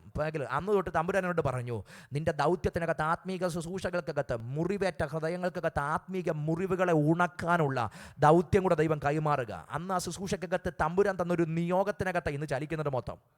എൻ്റെ പിതാവ് ഒരു സുവിശേഷകനാണ്. എത്രയോ പതിറ്റാണ്ടായിട്ട് ഒത്തിരി തെരുവുകളിൽ നിന്ന് കർത്താവിനെ പ്രസംഗിക്കുന്ന ഒരു തെരുവ് സുവിശേഷകൻ്റെ മകനാണ്. എൻ്റെ പിതാവ് എൻ്റെ ലൈഫിനകത്ത് എപ്പോഴും പറഞ്ഞൊരു കാര്യമുണ്ട്, എൻ്റെ പേര് ഒറ്റയിടത്തും ഇന്നു വരെ എൻ്റെ പിതാവ് പറഞ്ഞിട്ടില്ല. പറ്റുന്ന ഒത്തിരി സാഹചര്യങ്ങളുണ്ട്. ഞാൻ ഒരിക്കൽ ചോദിച്ചപ്പോൾ പറഞ്ഞൊരു കാര്യമുണ്ട്, സ്വതം രാജാവ് എന്നെ സമ്പന്നനാക്കി എന്ന് പറയാതിരിപ്പാൻ നിൻ്റെ ചെരുപ്പിൻ്റെ വാറ് പോലും എനിക്ക് വേണ്ടെന്ന് പറഞ്ഞ അബ്രഹാമിൻ്റെ ദൈവമാണ് നിൻ്റെ ദൈവമെന്ന്. ഒറ്റ വാക്ക് മതി. എൻ്റെ ലൈഫിനകത്ത് ഇന്ന് വരെ കിട്ടിയ ജീവിതത്തിൻ്റെ ഏറ്റവും വലിയ പ്രിൻസിപ്പിൾ ഒന്നാത് എന്ന് പറഞ്ഞാൽ, ഒരു മനുഷ്യൻ, ഇന്ന മനുഷ്യനെന്ന് പറയാൻ. ദേവദാസൻ ഇന്നലെ എന്നോട് പറഞ്ഞൊരു ടെസ്റ്റ് മണിക്കകത്തുണ്ട്, എനിക്ക് ഭയങ്കര സന്തോഷമായിരുന്നത്. കാരണം ഇന്നൊരു മനുഷ്യനെന്ന് പറയാൻ ഒരു ഗോഡ് ഫാദർ തലയ്ക്ക് മുകളിലില്ല. ഇന്നൊരു വ്യക്തി എന്നെ വളർത്തിയെന്ന് പറയാൻ അങ്ങനൊരു വ്യക്തിയില്ല. ഇന്നൊരു വ്യക്തിയാണ് എൻ്റെ ഭാവിക്കകത്ത് ചലിച്ചതെന്ന് പറയാനില്ല. ഇങ്ങനൊരു വ്യക്തിയാണ് അത് ക്രമീകരിച്ചെന്ന് പറയാനില്ല. കാരണം ദൈവത്തിന് മാത്രം മുഴുമഹത്വം. തമ്പുരാൻ്റെ കരവല്ലാതെ ഞങ്ങൾക്ക് വേണ്ടി ചലിച്ച മറ്റൊരു കരയില്ല. അത് ശുശ്രൂഷയുടെ പോയ എല്ലാ വഴികൾക്കകത്തും അപ്പൻ്റെ കരവല്ലാതെ ചലിച്ച മറ്റൊരു കരവേ ഇല്ല. ഈ തകർച്ചക്കകത്തൂടെ പോകുന്ന സമയത്ത് ഒരു വഴിക്ക് എൻ്റെ പ്രിയപ്പെട്ടവൾ ആ രോഗത്തിലൂടെ കടന്നു പോകുന്നു, മറുപടിക്ക് എൻ്റെ പിതാവ് സ്ട്രോക്ക് വന്ന് ഐസിയുവിനകത്ത് കിടക്കുന്നു. ഈ സമയത്ത് ഞാൻ ഡോക്ടറിന് തിരുവല്ല മെഡിക്കൽ മിഷൻ ഹോസ്പിറ്റലിനകത്ത് ഡോക്ടർ നിഖിൽ ഗ്ലാഡ്സിൻ്റെ റൂമിലേക്ക് ഞാൻ കയറുന്ന സമയത്ത് എനിക്ക് കാനഡയിൽ നിന്നൊരു കോൾ വന്നു. കാനഡയിൽ നിന്ന് കോൾ വന്ന് അവിടുത്തെ WPC എന്ന് പറയുന്ന ഒരു പ്രസിദ്ധമായ കോൺഫറൻസ് ഉണ്ട്. ഈ കോൺഫറൻസിൻ്റെ മെയിൻ പാസ്റ്ററാണ് വിളിക്കുന്നത്. അദ്ദേഹം എന്നെ വിളിച്ചിട്ട് പറഞ്ഞു, പാസ്റ്റർ ഈ പ്രാവശ്യത്തെ ഞങ്ങളുടെ കോൺഫറൻസിന് പാസ്റ്ററെ പ്രസംഗിക്കാൻ വിളിക്കണമെന്ന് ദൈവം എന്നോട് പറയുന്നു, വരാമോ എന്ന് ചോദിച്ചു. ഞാൻ പറഞ്ഞു, എൻ്റെ പാസ്റ്റർ ഇപ്പം ഞാൻ യെസ് പറയാൻ പാകത്തിനുള്ളൊരു പശ്ചാത്തലത്തിലല്ല, ഞാൻ പാസ്റ്ററെ പിന്നെ വിളിക്കാമെന്ന് പറഞ്ഞു. ഇത് പറഞ്ഞ് ഞാൻ അദ്ദേഹം വെക്കുന്നതിന് മുമ്പ് ഒറ്റപ്പദം എൻ്റെ ചെവി പറഞ്ഞു, ദൈവം പറഞ്ഞിട്ടാണ് ഞാൻ വിളിച്ചതെന്ന് പറഞ്ഞു. എനിക്ക് ആ മനുഷ്യനെ അറിയത്തില്ല, ഞങ്ങൾ തമ്മിൽ ഇതിനു മുൻപ് ഒരിക്കലും സംസാരിച്ചിട്ടില്ല, എൻ്റെ കോൺടാക്ട് ലിസ്റ്റിലുള്ള ഒറ്റയാളും അദ്ദേഹത്തിൻ്റെ കോൺടാക്ട് ലിസ്റ്റിലില്ല, ഞങ്ങൾ തമ്മിൽ ഒരു പരിചയവുമില്ല. പക്ഷേ ഒറ്റ വാക്ക് താൻ പറഞ്ഞു, ദൈവം പറഞ്ഞിട്ടാണ് വിളിച്ചതെന്ന്. ദൈവം പറഞ്ഞിട്ടാണ്. ഞാൻ പറഞ്ഞത് ചിലതൊക്കെ എനിക്ക് അന്ന് മനസ്സിലാക്കി കർത്താവ് തുടങ്ങി, ചിലതൊക്കെ ദൈവം കമ്മ്യൂണിക്കേറ്റ് ചെയ്യുന്നതാണ്. അന്ന് യൂട്യൂബിലൊന്നും സെർച്ച് ലിസ്റ്റിനകത്തൊന്നും അധികമൊന്നും ഇല്ല. പക്ഷേ ഈ മനുഷ്യൻ ആ പ്രസംഗത്തിന് വേണ്ടി ഒരാളെ വേണം, പുതിയൊരാളെ കിട്ടണമെന്ന് പറഞ്ഞ് യൂട്യൂബിൽ നോക്കിയപ്പോൾ അതിൻ്റെ ഏറ്റവും ടോപ്പ് ലിസ്റ്റിൽ എൻ്റെ ഒരു പ്രസംഗം കിടക്കുന്നു. ഒത്തിരി പേരൊന്നും കണ്ട പ്രസംഗങ്ങൾ. ഞാൻ ഓർത്ത് അദ്ദേഹമായിരിക്കും ചിലപ്പം ആ പ്രസംഗം കണ്ട് താൻ പല ഗ്രൂപ്പിനകത്ത് അത് കൊണ്ടിട്ടിട്ടുണ്ട്. പക്ഷേ ഞാൻ വിചാരിക്കുന്നു, ഈ സെർച്ച് ലിസ്റ്റുകളെ പോലും തിരുത്തി മാറ്റാൻ ആർക്ക് പറ്റും? ദൈവത്തിന് പറ്റും. ദൈവത്തിൻ്റെ പ്ലാനാണെങ്കിൽ നമുക്ക് വേണ്ടി അതിനപ്പുറത്ത് ദൈവം ചെയ്തോളും. ഞാൻ പറഞ്ഞത് എന്തിനാണെന്നറിയോ? ചില ലൈഫിൻ്റെ ചില വഴികൾ കഠിനമാണ്. പക്ഷേ ആ കഠിനമായ വഴികൾക്കകത്താണ് ദൈവം നമ്മെ ഉറപ്പിക്കുന്ന ഒത്തിരി അനുഭവങ്ങൾ തരുന്നത്. ഞങ്ങളുടെ വഴിക്കകത്ത് എല്ലാം തകർന്നു പോയെന്ന് ചിന്തിച്ച മണിക്കൂറുണ്ട്. അല്ലെങ്കിൽ എൻ്റെ പ്രിയപ്പെട്ടവൾ എനിക്കൊരു ബാധ്യതയാകുമെന്ന് ലോകം പറഞ്ഞ സമയമുണ്ട്. ഞാനൊരു സഭയുടെ ശുശ്രൂഷകനായിട്ട് ഇങ്ങനെ ട്രാൻസ്ഫർ സിസ്റ്റത്തിനകത്തുള്ള ഒരാളായിരുന്നു. ആ സമയത്ത് ഞങ്ങളുടെ ട്രാൻസ്ഫറിൻ്റെ ടൈമും കൂടെ ഇതിൻ്റെ ടൈം. ഒരു സഭ ഞങ്ങളെ ആവശ്യപ്പെട്ടത്, അനുഗ്രഹിക്കപ്പെട്ട ഒരു സഭ ആവശ്യപ്പെട്ടതാണ്. പക്ഷേ രോഗം വന്നപ്പം പറഞ്ഞു ഇനി വേണ്ടെന്ന് പറഞ്ഞു. കാരണം രോഗിയായി നിൽക്കുന്ന ഒരു ഭാര്യയുള്ള ഒരു സുവിശേഷകനെ വേണ്ടെന്ന് പറഞ്ഞു. അങ്ങനെ ഒരു ടെൻഷനകത്തിരിപ്പുണ്ട്. ഇതെല്ലാം കഴിഞ്ഞ് ഒരു ദിവസം ഞാൻ കർത്താവിൻ്റെ മുമ്പിൽ മുട്ടുമടക്കിയപ്പോൾ തമ്പുരാൻ പറഞ്ഞു, ഒന്നും തീർന്നിട്ടില്ല മോനെ, ഞാൻ തുടങ്ങിയിട്ടേ ഉള്ളെന്ന് പറഞ്ഞു. ഒന്നും തീർന്നിട്ടില്ല, ഞാൻ തുടങ്ങിയിട്ടേ ഉള്ളൂ. ഈ റിജക്ഷനും ഈ തകർച്ചയും ഈ ബ്രോക്കൺനെസ്സും ഇതൊക്കെ ഒരു തുടക്കം മാത്രമാണ്. ഇതിനപ്പുറത്ത് ഞാൻ ചിലത് കൈപിടിച്ച് നടത്താൻ പോവുക. ഞാൻ പറയുന്നത്, ഇന്ന് ഈ ദൂത് പങ്കുവെക്കുന്നെങ്കിൽ ഇത് നിങ്ങളോടുള്ള ദൂതല്ല, എന്നോട് ദൈവം പങ്കുവെച്ച ദൂത് മാത്രമാണ് നിങ്ങളോട് പങ്കുവെച്ച് തരുന്നത്. അങ്ങനെയെങ്കിൽ ലൈഫിനകത്ത് ചില ബ്രോക്കൺനെസ് ഉണ്ടോ, ലൈഫിനകത്ത് ചില തകർച്ചയുണ്ടോ, പ്രതീക്ഷിക്കാത്ത വഴികളിലൂടെ തകർച്ച വന്നോ, നിങ്ങളുടെ വിശ്വാസമാണ് ചോദ്യം ചെയ്യപ്പെടുന്നത്, വിശ്വാസമാണ്. പക്ഷേ ഇതിൻ്റെ അന്തം ഞാൻ പറയാം, നിങ്ങൾ വിശ്വാസത്തിൽ തെളിഞ്ഞു തികഞ്ഞ് അടുത്തൊരു തലത്തിന് ദൈവത്തിന് നിങ്ങളെ ഉപയോഗിക്കാൻ കഴിയുമെന്ന് അന്തരാത്മാവിൽ വിശ്വസിക്കുന്നെങ്കിൽ ധൈര്യത്തോടെ ദൈവത്തിന് ആമേൻ പറഞ്ഞിട്ട് പറയണം, അടുത്ത തലത്തിൽ എന്നെ കൈപിടിച്ച് കൊണ്ടുപോകാൻ കഴിയുന്ന ഒരപ്പൻ എനിക്കുണ്ട്. ഇവിടെയുള്ള ഒറ്റ സിസ്റ്റം എനിക്ക് കണ്ടെന്ന് വരത്തില്ല, ഇവിടെയുള്ള ഒറ്റ മനുഷ്യനും എനിക്ക് കണ്ടെന്ന് വരത്തില്ല. പക്ഷേ എനിക്ക് വേണ്ടി ചലിക്കുന്ന ഒരു അപ്പനുണ്ട്, എന്നെ കൈപിടിക്കുന്ന ഒരു അപ്പനുണ്ട്, എന്നെ മാർവോട് ചേർക്കുന്ന ഒരു അപ്പനുണ്ട്, എൻ്റെ ഉള്ളിൽ ബോധ്യം തരുന്ന ഒരു അപ്പനുണ്ട്. വിശ്വാസ വഴിയിൽ ഞാൻ വീണു പോകാതെ വണ്ണം എന്നെ കൈപിടിച്ച് നടത്തുന്ന ഒരു അപ്പൻ എനിക്കുണ്ട്. Hallelujah Jesus. യോബിൻ്റെ ലൈഫിൻ്റെ ഏറ്റവും വലിയ ടെസ്റ്റിമണി, അവൻ്റെ പ്രയർ സർക്കിൾ ദൈവം മാറ്റി, അവൻ്റെ ശുശ്രൂഷയുടെ സർക്കിൾ ദൈവം മാറ്റി. നമുക്കൊന്നും പറയാൻ ആരും കാണത്തില്ല പ്രിയരെ, ഒന്നും വേണ്ട, ദൈവം ഉണ്ടല്ലോ. ദാവീദ് പറഞ്ഞൊരു പദമുണ്ട്, ഞാൻ യഹോവയോട് പറഞ്ഞത്, അങ്ങൻ്റെ കർത്താവാകുന്നു, അങ്ങ് ഒഴികെ എനിക്ക് ഒരു നന്മയില്ല. ഇല്ലായ്മ പറയാനാണെങ്കിൽ ഒത്തിരി ഉണ്ട്, പക്ഷെ ഇല്ലായ്മയ്ക്ക് അപ്പുറത്തേക്ക് ഉള്ളത് പറഞ്ഞാൽ പോരെ, ഉള്ളവനെ പറഞ്ഞാൽ പോരെ. അങ്ങൻ ആ കർത്താവിനോട് പറയുക, അങ്ങൻ്റെ കർത്താവാ, അത് മതിയെന്ന്. അങ്ങ് ഒഴികെ എനിക്ക് ഒരു നന്മയില്ല. ഇവിടുത്തെ ഇല്ലാത്തതിൻ്റെ കണക്ക് പറഞ്ഞ് നമ്മൾ ആയുസ് പാടാക്കേണ്ട ആവശ്യമില്ല. നമ്മുടെ കർത്താവ് നമ്മുടെ കൂടെ ഉണ്ടേ, തിരുസാന്നിധ്യം നമ്മുടെ കൂടെ ഉണ്ട്. അപ്പൻ നമ്മുടെ കരം പിടിച്ചിട്ടുണ്ടെങ്കിൽ ലോകത്തിലെ ഒരു കരത്തിനും എന്നെ തോൽപ്പിക്കാൻ കഴിയത്തില്ല, ലോകത്തിലെ ഒരു കരത്തിനും എന്നെ തകർക്കാൻ കഴിയത്തില്ല. അവിടുന്ന് വാഴുന്നത് കൊണ്ട് ആകുലമില്ല. ഈ പാട്ടൊക്കെ എൻ്റെ മനസ്സിനകത്ത്, എൻ്റെ ചങ്കിനകത്ത് തന്നെ ഉറപ്പിച്ചൊരു പാട്ടാണ് അതൊക്കെ. താൻ വാഴുകയാൽ ആകുലമില്ല. ബില്ലെന്ന് പറഞ്ഞ ഒരു ചെറുപ്പക്കാരനെ തൻ്റെ ഭാര്യയ്ക്ക് ദൈവം കൊടുത്തൊരു പാട്ടത്. ഈ ബില്ലെന്ന മനുഷ്യൻ തൻ്റെ മൂന്നാമത്തെ കുഞ്ഞിനെ ആ പെൺകുട്ടി കാത്തിരിക്കുക. മൂന്നാമത്തെ കുഞ്ഞിനെ 6 മാസമായപ്പം ഭയങ്കര കോംപ്ലിക്കേഷനകത്തൂടെ പോയി. വൈദ്യശാസ്ത്രം പറഞ്ഞു, ഈ കുഞ്ഞിനെ അബോർട്ട് ചെയ്ത് കളയണം. അവർ സെക്കൻഡ് ഒപ്പീനിയൻ എടുത്തു, തേർഡ് ഒപ്പീനിയൻ എടുത്തു. എല്ലാവരും പറഞ്ഞു, better to abort this child, ഈ കുഞ്ഞിനെ അബോർട്ട് ചെയ്ത് കളയണം. ഇവ വളരുന്ന ഓരോ നിമിഷവും നിങ്ങൾക്ക് അപകടമാണ്, ഈ അമ്മ ഡേഞ്ചറിലാണ്. പക്ഷേ ഇവർ പറഞ്ഞു, ഒരു 48 മണിക്കൂർ ഞങ്ങൾക്ക് തരണം. 48 മണിക്കൂർ, 2 ദിവസം അവരോട് ചോദിച്ചിട്ട് ആ 2 പേര് ബില്ലും തൻ്റെ ഭാര്യയും വന്ന് ദൈവസന്നിധിയിൽ മുട്ടുമടക്കി പ്രാർത്ഥിക്കാൻ തുടങ്ങി. ദൈവം ഒരു 2 പേരോട് സംസാരിച്ചു, ഞാൻ വാഴുന്നു. ആ ഡയറിക്കകത്ത് ബില്ല് എഴുതി വെച്ചൊരു പദമുണ്ട്, മൈ ഗോഡ് റെയിൻസ്, എൻ്റെ ദൈവം വാഴുന്നു. നിങ്ങൾക്കറിയുമോ, പിന്നെ ഹോസ്പിറ്റലിൽ പോയില്ല, പിന്നെ ഹോസ്പിറ്റലിൽ പോയില്ല. അടുത്ത 3 മാസം ആ വീട്ടിനകത്ത് അവർ പ്രാർത്ഥനയോടെ ഇരുന്നു. അവസാനം ഡെലിവറി പെയിൻ തുടങ്ങിയതിനു ശേഷമാണ് ഇവർ ഹോസ്പിറ്റലിലേക്ക് പോകുന്നത്. ഒരു കുഴപ്പവുമില്ലാതെ, ഒരു ന്യൂനതയുമില്ലാതെ ഒരു ആൺകുഞ്ഞിനെ ദൈവം ദാനമായിട്ട് കൊടുത്തു. ഈ ആൺകുഞ്ഞിനെ അടുത്ത ദിവസം ഈ അപ്പൻ കയ്യിലെടുത്ത് പിടിച്ചുകൊണ്ട് പാടിയ പാട്ടാത്. മലയാളത്തിനകത്ത് അതിൻ്റെ വരിയില്ല, പക്ഷേ ഇംഗ്ലീഷിനകത്ത് ബ്യൂട്ടിഫുൾ ആയിട്ടൊരു വരി കിടപ്പുണ്ട്. How sweet to hold a newborn baby. ഈ ന്യൂ ബോൺ ബേബി ഏതാ? 6 മാസം തകർത്തുകളാണെന്ന് പറഞ്ഞ കുഞ്ഞിനെ ആരോഗ്യത്തോടെ കൈ പിടിച്ചിട്ട് അപ്പൻ പാടുക, how sweet to hold a newborn baby and feel the pride the joy he gives but greater still the calm assurance this child can face uncertain things because he live. എൻ്റെ കർത്താവ് വാഴുന്നത് കൊണ്ട് ഇരുണ്ട ദിവസത്തെയും എൻ്റെ ഈ കുഞ്ഞിന് അതിജീവിക്കാൻ പറ്റും. വിശ്വസിക്കാൻ കഴിയുന്നുണ്ടോ? ജീവിതത്തിൽ എത്ര ഇരുണ്ട കാലഘട്ടത്തിനകത്തും എൻ്റെ കർത്താവ് വാഴുന്നത് കൊണ്ട്, എൻ്റെ കർത്താവ് വാഴുന്നത് കൊണ്ട് ഏത് തകർച്ചയുടെയും ഏത് സാഹചര്യങ്ങളുടെ നടുവിലും എനിക്കതിനെ അതികടന്ന് ജയിക്കാൻ പറ്റുമെന്ന് മുറിഞ്ഞ ചില ഹൃദയങ്ങളുടെ മേൽ ഇന്ന് പകൽ ആശ്വാസത്തിൻ്റെ ദൈവത്തിൻ്റെ കരം ചലിക്കുന്ന നിമിഷങ്ങളായി മാറട്ടെ. മനസ്സ് തകർന്ന സാഹചര്യത്തോടെ ഇന്ന് പകൽ നിങ്ങൾ ഇതിനകത്ത് വന്നെങ്കിൽ നിങ്ങളുടെ മേലുള്ള ഒരു ആത്മാവിൻ്റെ ദൂത് ഞാൻ കൈമാറുക. നിങ്ങൾ ഒറ്റക്കല്ല, നിങ്ങൾ തകർന്നു പോകില്ല, നിങ്ങൾ ക്ഷീണിച്ചു പോകില്ല. നിങ്ങളെ വിളിച്ചവൻ്റെ കരം ഇവിടെ കൂടെയുണ്ട്. വിശ്വാസത്തിൻ്റെ അടുത്തൊരു തലത്തിലേക്ക്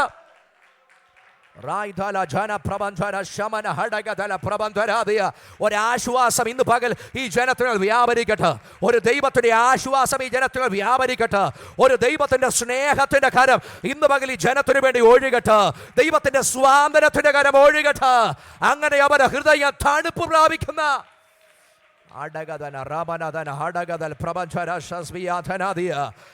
ദൈവസാന്നിധ്യം ഈ ജനത്തെ തോടട്ടെ. ദൈവസാന്നിധ്യം ഈ ജനത്തെ തോടട്ടെ. ഒരു ദൈവകൃപ ഇവിടെ ഒഴുകട്ടെ. ജനമാ ദൈവിക ആശ്വാസം പ്രാപിക്കട്ടെ. ജനമാ ദൈവിക സമാധാനം പ്രാപിക്കട്ടെ.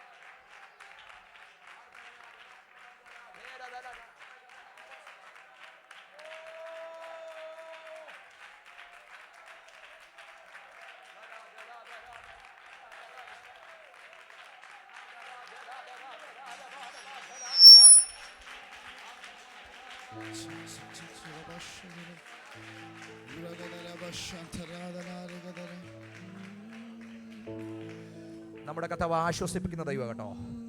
ഞാൻ ആത്മാവെ തിരിച്ചറിയുന്നുണ്ട്. ഒരു ദൈവിക ആശ്വാസം ചിലർ ജീവിതത്തിലേക്ക് ഒഴുകുക. ഒരു ദൈവിക ആശ്വാസം ചിലർ ലൈഫിലേക്ക് ഒഴുകുക. ചില ദൈവ സമാധാനം ചില ലൈഫിലേക്ക് ഒഴുകുക. നിങ്ങളുടെ അന്തരാത്മാവിനകത്ത് കെട്ടിക്കിടക്കുന്ന ചില ഭാരങ്ങളെ ഒഴുക്കിക്കളയുന്ന ദൈവത്തിൻ്റെ ആശ്വാസം നിങ്ങളുടെ ജീവിതത്തിലേക്ക് ഒഴുകാൻ പോവുക. ആത്മാവ് അങ്ങനെ ചിലരെ തൊടുക. ഒന്ന് എഴുന്നേറ്റ് നിന്നോ, പ്രാർത്ഥിക്കാൻ പോവുക. ഒരുമിച്ച് എഴുന്നേറ്റ് നിന്നേ. നമ്മളൊരു ഗാനങ്ങൾ പാടുന്ന സമയത്ത് ആത്മാവിൽ അങ്ങനെ നിങ്ങൾ കൊതിച്ചു പ്രാർത്ഥിക്കാൻ ആഗ്രഹമുണ്ടെങ്കിൽ ധൈര്യത്തോടെ പ്രാർത്ഥിച്ചോ. നിങ്ങളുടെ മേലെ ദൈവത്തിന്റെ കരം ഇറങ്ങി വരും.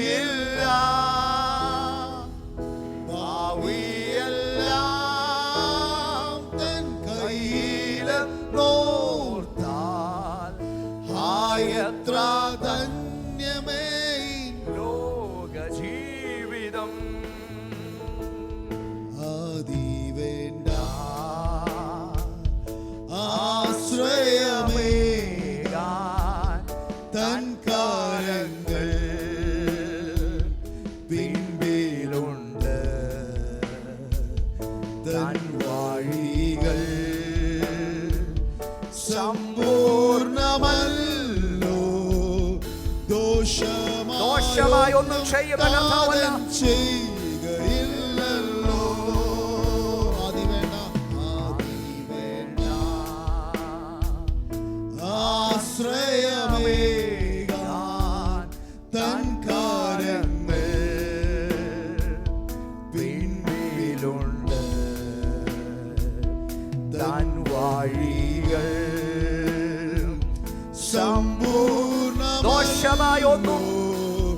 ദോഷമായൊന്നും താതൻ ചെയ്. വിശ്വാസത്തോടെ കരമുയർത്തി പാടിക്കോ. താൻ വാഴുകയാകുലമില്ല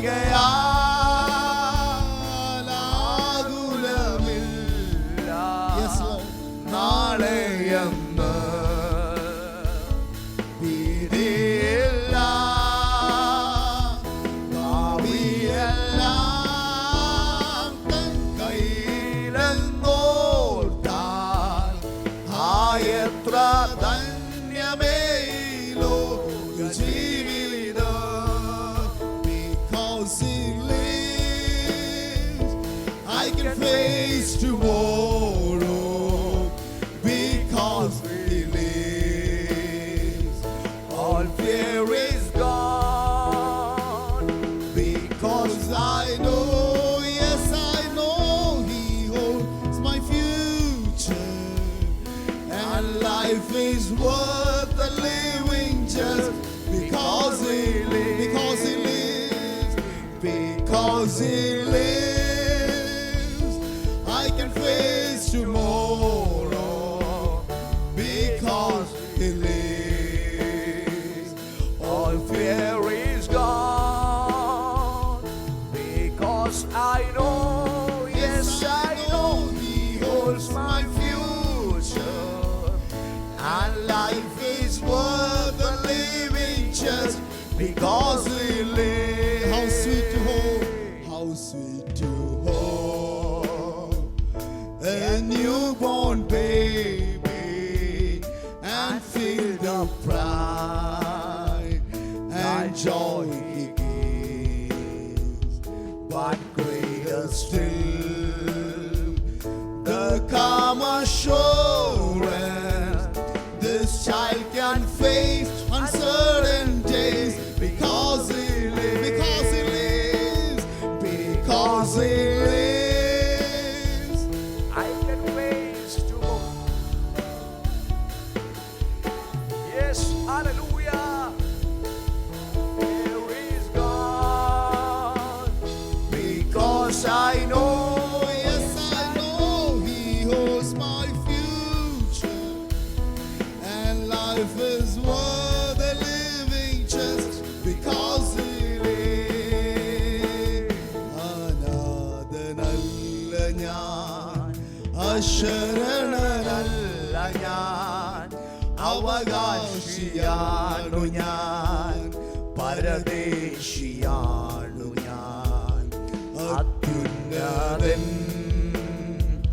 തൻ തിരുമാറിൽ നിത്യവും ചാരിടും ഞാൻ. എത്ര മോദമാണ്. അനാഥനല്ല ഞാൻ, അനാഥനല്ല ഞാൻ, അശരണനല്ല ഞാൻ, അവകാശിയാണു ഞാൻ, പരദേശിയാണു ഞാൻ.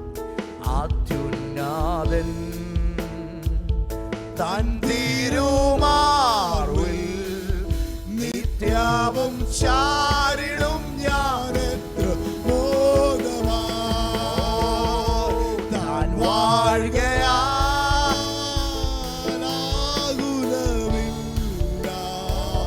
നാളെ. അവിടുന്ന് വാഴുന്നത് കൊണ്ട് നാളെയൊന്നും ഭീതിയില്ല. ഭാവിയെല്ലാം എന്റെ കർത്താവിന്റെ കയ്യിലാണ്. ഒരു മനുഷ്യന്റെ കയ്യിലല്ല എന്റെ ഭാവി. ഒരു സാഹചര്യത്തിനകത്തല്ല എന്റെ ഭാവി. ഒരു പശ്ചാത്തലത്തിനകത്തല്ല എന്റെ ഭാവി. എന്റെ ഭാവി എന്റെ ദൈവത്തിന്റെ കയ്യിലാണ്.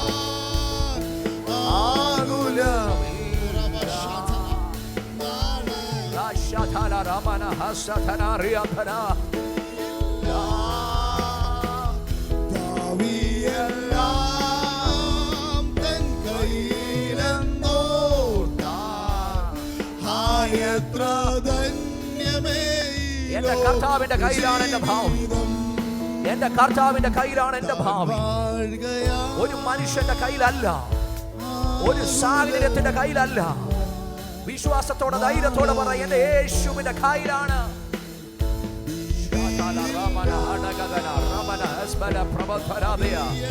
ഒരാശ്വാസത്തിന്റെ പകർന്നൊഴുക്ക്, ഒരു ദൈവ സമാധാനത്തിന്റെ പകർന്നൊഴുക്ക്, ഒരു ദൈവഹിതത്തിന്റെ പകർന്നൊഴുക്ക് നമ്മുടെ ഹൃദയങ്ങൾക്കകത്തേക്ക് വരട്ടെ. നമ്മുടെ മനസ്സുകളെ ബാധിച്ചിരിക്കുന്ന ഭയങ്ങൾ മാറട്ടെ. നമ്മുടെ മനസ്സുകളെ ബാധിച്ച നിരാശകൾ മാറട്ടെ. വല്ലാത്ത സങ്കടങ്ങൾ ഇന്ന് പകൽ അഴിയട്ടെ. ദൈവശക്തി വ്യാപരിക്കട്ടെ. അസാധാരണമായ ഒരു ദൈവ സമാധാനത്തിന്റെ ഒരു പകർച്ച ഇന്ന് പകൽ സംഭവിക്കട്ടെ. നമ്മുടെ ഭാവി നമ്മുടെ കർത്താവിന്റെ കയ്യിലാ. നമ്മുടെ ഭാവി നമ്മുടെ കർത്താവിന്റെ കയ്യിലാ.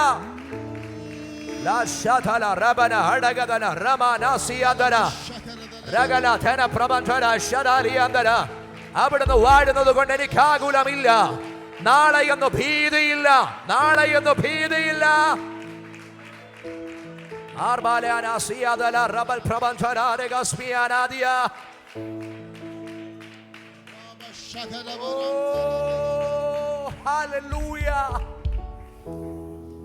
ഇന്ന് പകൽ ഞാൻ പ്രാർത്ഥിക്കാൻ പോവാ. വിശ്വാസത്തിന്റെ പരിശോധനയ്ക്കകത്ത് പല മേഖലയിലും ഞാൻ വല്ലാതെ കുഴങ്ങി നിൽക്കുകയാണ്. അങ്ങയുടെ കരം എന്നെ ഒന്ന് തൊടണം. എനിക്കൊരാശ്വാസം, ചില മേഖലയിൽ എനിക്കൊരാശ്വാസം വേണം. I need a comfort from you lord. അങ്ങ് നിന്നൊരു കംഫർട്ട് എനിക്ക് വേണം. എനിക്ക് അങ്ങ് നിന്നൊരു കംഫർട്ട് വേണം. I am going through many peer pressures in my life, tough situation in my life, but I need a comfort from God. ആ കർത്താവിൻ്റെ ഒരു കരം എൻ്റെ ലൈഫിലേക്കൊന്ന് വെക്കണം, എന്നെ ഒന്ന് തൊടണം എന്നാഗ്രഹിക്കുന്നവരുണ്ടെങ്കിൽ നിങ്ങളുടെ കരം ആ ഹൃദയത്തോട് ചേർത്ത് വെച്ച് എന്നോടൊപ്പം പ്രാർത്ഥിച്ചോ. യേശുവിൻ്റെ കരം നിങ്ങളെ തൊടും. അങ്ങനെ ഒരു കംഫർട്ട് നിങ്ങളുടെ ലൈഫിനകത്ത് ഏതെങ്കിലുമൊക്കെ മേഖലയിൽ അങ്ങനെ ഒരു ആശ്വാസത്തിൻ്റെ കരം നിങ്ങളുടെ ജീവിതത്തിൽ വേണോ? ധൈര്യത്തോടെ കരം നിങ്ങളുടെ മാറിൽ വെച്ച് പ്രാർത്ഥിച്ചു തുടങ്ങിക്കോ. ആ കംഫർട്ട് നിങ്ങളിലേക്ക് ഒഴുകുകയാണ്. ആണിപ്പാടുള്ള യേശുവിൻ്റെ കരത്താൽ നിങ്ങൾക്ക് സമാധാനമൊഴുകും. ആണിപ്പാടുള്ള യേശുവിൻ്റെ കരത്താൽ സ്വസ്ഥത നിങ്ങളിലേക്ക് ഒഴുകും. ആണിപ്പാടുള്ള യേശുവിൻ്റെ കരത്താൽ ദൈവിക സമാധാനം നിങ്ങളിലേക്ക് ഒഴുകും. സകല ബുദ്ധിയും കവിയുന്ന ദൈവ സമാധാനം നിങ്ങളിലേക്ക് ഒഴുകുന്നൊരു പകലായി മാറുക. ഞങ്ങളുടെ കർത്താവേ, അങ്ങ് നൽകുന്ന ആത്മീക നിയോഗത്താലും ആത്മീക അധികാരത്താലും ഈ ജനത്തിനു വേണ്ടി പ്രാർത്ഥിക്കുന്ന നിമിഷം തന്നെ ഹൃദയം വല്ലാതെ പെടഞ്ഞു മുറിഞ്ഞിരിക്കുന്ന ചില ജീവിതത്തിന്മേൽ ദൈവത്തിൻ്റെ സമാധാനം അവരിലേക്ക് ഒഴുകി ചെല്ലുന്നതിന് സ്തോത്രം. ഇപ്പോൾ തന്നെ കർത്താവേ, അരിഞ്ഞ പുൽപ്പുറത്ത് പെയ്യുന്ന ചാറൽ മഴ പോലെ ദൈവത്തിൻ്റെ സമാധാനത്തിനൊരു വലിയ നദി അവരിലേക്ക് ഒഴുകട്ടെ. ദൈവ സമാധാനം ഈ ജനത്തെ സ്പർശിക്കട്ടെ. ചില മനസ്സിനെ ആകുലപ്പെടുത്തുന്ന ഭാരങ്ങൾ സ്വർഗം എടുത്തു മാറ്റുന്നത് കൊണ്ട് സ്തോത്രം. ഒരു ദൈവീയ സമാധാനം ഒഴുകട്ടെ. ഭയത്തിന്മേൽ ദൈവ സമാധാനം ഒഴുകട്ടെ. അത് അങ്ങയുടെ നാമത്തിൽ ഈ ജനത്തിനു വേണ്ടി ഞങ്ങൾ ഒരുമിച്ച് റിലീസ് ചെയ്യുന്നു. ഈ ജനം അത് അനുഭവിക്കട്ടെ. ജനം അത് റിയലൈസ് ചെയ്യട്ടെ. അങ്ങനെ അവരെ ബ്ലെസ് ചെയ്യുന്നു. പ്രാർത്ഥന കേട്ട കൃപയ്ക്ക് നന്ദി. യേശു ക്രിസ്തുവിൻ നിസ്തുല്യ നാമത്തിൽ തന്നെ ആമേൻ. നമ്മൾ വായിച്ചത് പരീക്ഷ സഹിക്കുന്ന മനുഷ്യൻ ഭാഗ്യവാൻ. ഇത്രയും കാര്യമാണ് ഞാൻ ഇന്ന് പറഞ്ഞത്. ഇനി സംഭവിക്കാൻ പോകുന്ന അടുത്ത കാര്യം, അവൻ കൊള്ളാകുന്നവനായി തെളിയുമെന്ന് ഞാൻ പറഞ്ഞു. അങ്ങനെ തെളിഞ്ഞു കഴിയുമ്പോൾ സംഭവിക്കുന്നത്, ദൈവം തന്നെ സ്നേഹിക്കുന്നവർക്ക് വാഗ്ദത്തം ചെയ്ത ജീവകിരീടം പ്രാപിക്കും. കൊള്ളാകുന്നവനായി തെളിയാം. കർത്താവിൻ്റെ കൂടെ നിൽക്കാം.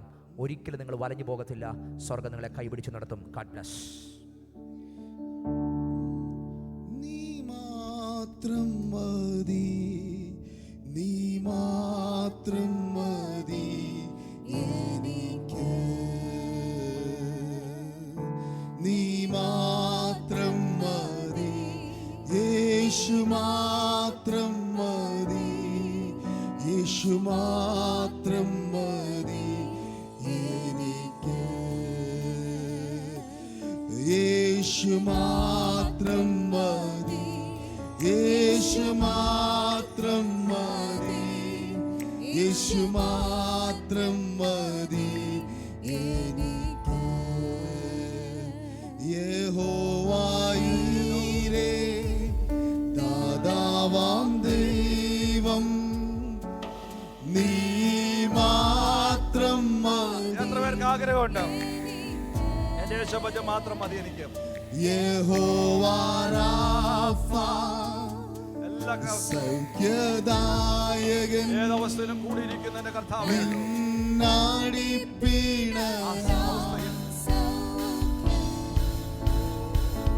യഹോവ ശമ്മ, കൂടെയിരിക്കും, നൽകുമെൻ ആവശ്യങ്ങൾ. യഹോവ ശമ്മ, യഹോവ ശമ്മ, കൂടെയിരിക്കും, കർത്താവേ, നൽകുമെൻ ആവശ്യങ്ങൾ. നീ മാത്രം മതി, നീ മാത്രം മതി, നീ മാത്രം മതി എനിക്ക്. യേശു മാത്രം മതി, യേശു മാത്രം മതി, യേശു മാത്രം, യേശു മാത്രം മതി എനിക്ക്. You're more than enough. You're more than enough. Lord, you're more than enough. You're more than enough for me. കർത്താവേ, ഞങ്ങളെ നന്നായി അറിയുന്നൊരു ദൈവം, ഞങ്ങളുടെ ജീവിതത്തിൽ കടന്നു വരുന്ന പരീക്ഷകൾ, ഞങ്ങളുടെ ജീവിതത്തിൽ കിടന്ന പ്രതിസന്ധികൾ ഞങ്ങളെ തകർക്കാനല്ല, ഞങ്ങളെ പണിതെടുത്ത് കർത്താവിന്റെ സന്നിധിയിൽ കൊള്ളാവുന്നവരായി നിർത്തുവാൻ. സങ്കീർത്തനക്കാരൻ പറഞ്ഞതുപോലെ, ഞാൻ കഷ്ടത്തിലായത് ഗുണമായി, നിന്റെ ചട്ടങ്ങളെ പണിപ്പാൻ എനിക്കത് ഇടയായി. എൻ്റെ ജീവിതത്തിൽ വന്ന ചില കഷ്ടങ്ങൾ, എൻ്റെ ജീവിതത്തിൽ വന്ന ചില പ്രശ്നങ്ങൾ, എൻ്റെ ജീവിതത്തിൽ വന്ന പ്രതികൂലങ്ങൾ എൻ്റെ ദൈവത്തെ കൂടുതൽ അറിയുവാൻ, എൻ്റെ ദൈവത്തിന്റെ സ്നേഹം ആഴങ്ങളിൽ അറിയുവാൻ, ദൈവത്തിന്റെ കരുതൽ ആഴങ്ങളെ തിരിച്ചറിയുവാൻ എൻ്റെ ജീവിതത്തിൽ ഇടയായി. എത്ര പേര് അങ്ങനെ വിശ്വസിക്കുന്നു?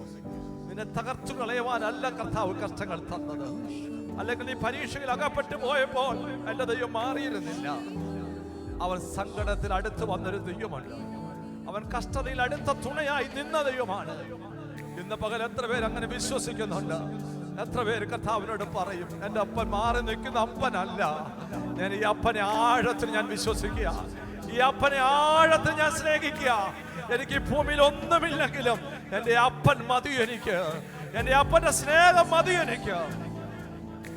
ഇന്ന് പകൽ ദൈവങ്ങളെ സമർപ്പിച്ചു കൊടുത്ത് യുവജനത്തിനു ഭാഗം നമ്മെ ഇത് സമർപ്പിച്ചു കൊടുക്കാം. ശത്രുവിന്റെ ഇഷ്ടത്തിന് നമ്മെ ഏൽപ്പിക്കാതെ അവന്റെ മാർവോട് ചോർത്ത് പിടിക്കുന്ന ദൈവത്തിന്റെ കരം ഇന്ന് പകൽ നമ്മെ പ്രൊട്ടക്ട് ചെയ്യുന്നുണ്ട്. ആ കരം ചലിക്കട്ടെ, ആ ദൈവപ്രവൃത്തി വെളിപ്പെടട്ടെ. സാധാരണമാകുന്ന വിടുതലുകളെ ഇന്ന് പകൽ നമുക്ക് വേണ്ടി കർത്താവ് അയച്ചിട്ടുണ്ട്.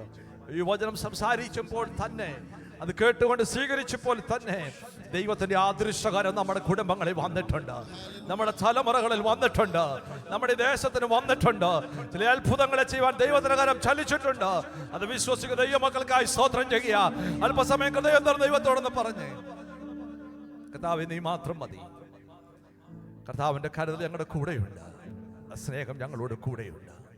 അത്ഭുതങ്ങൾ ഞങ്ങൾക്ക് വേണ്ടി ചെയ്യുന്ന ദൈവമാണ്, ഞങ്ങൾക്ക് വേണ്ടി പ്രവർത്തിപ്പാൻ ശക്തനാണ്. ഒരുമിച്ച് പ്രാർത്ഥിക്കാം. എല്ലാവരും ദൈവത്തിൽ പ്രാർത്ഥിച്ചാൽ ഒരു നിമിഷം കർത്താവിനോട് പറഞ്ഞാൽ, കർത്താവേ നീ മാത്രം മതി. എല്ലാവരും പ്രാർത്ഥിച്ചുകൊണ്ടിരിക്കും. വലിയ ജോബദർ ശബ്ദത്തിൽ പ്രാർത്ഥിച്ചേ.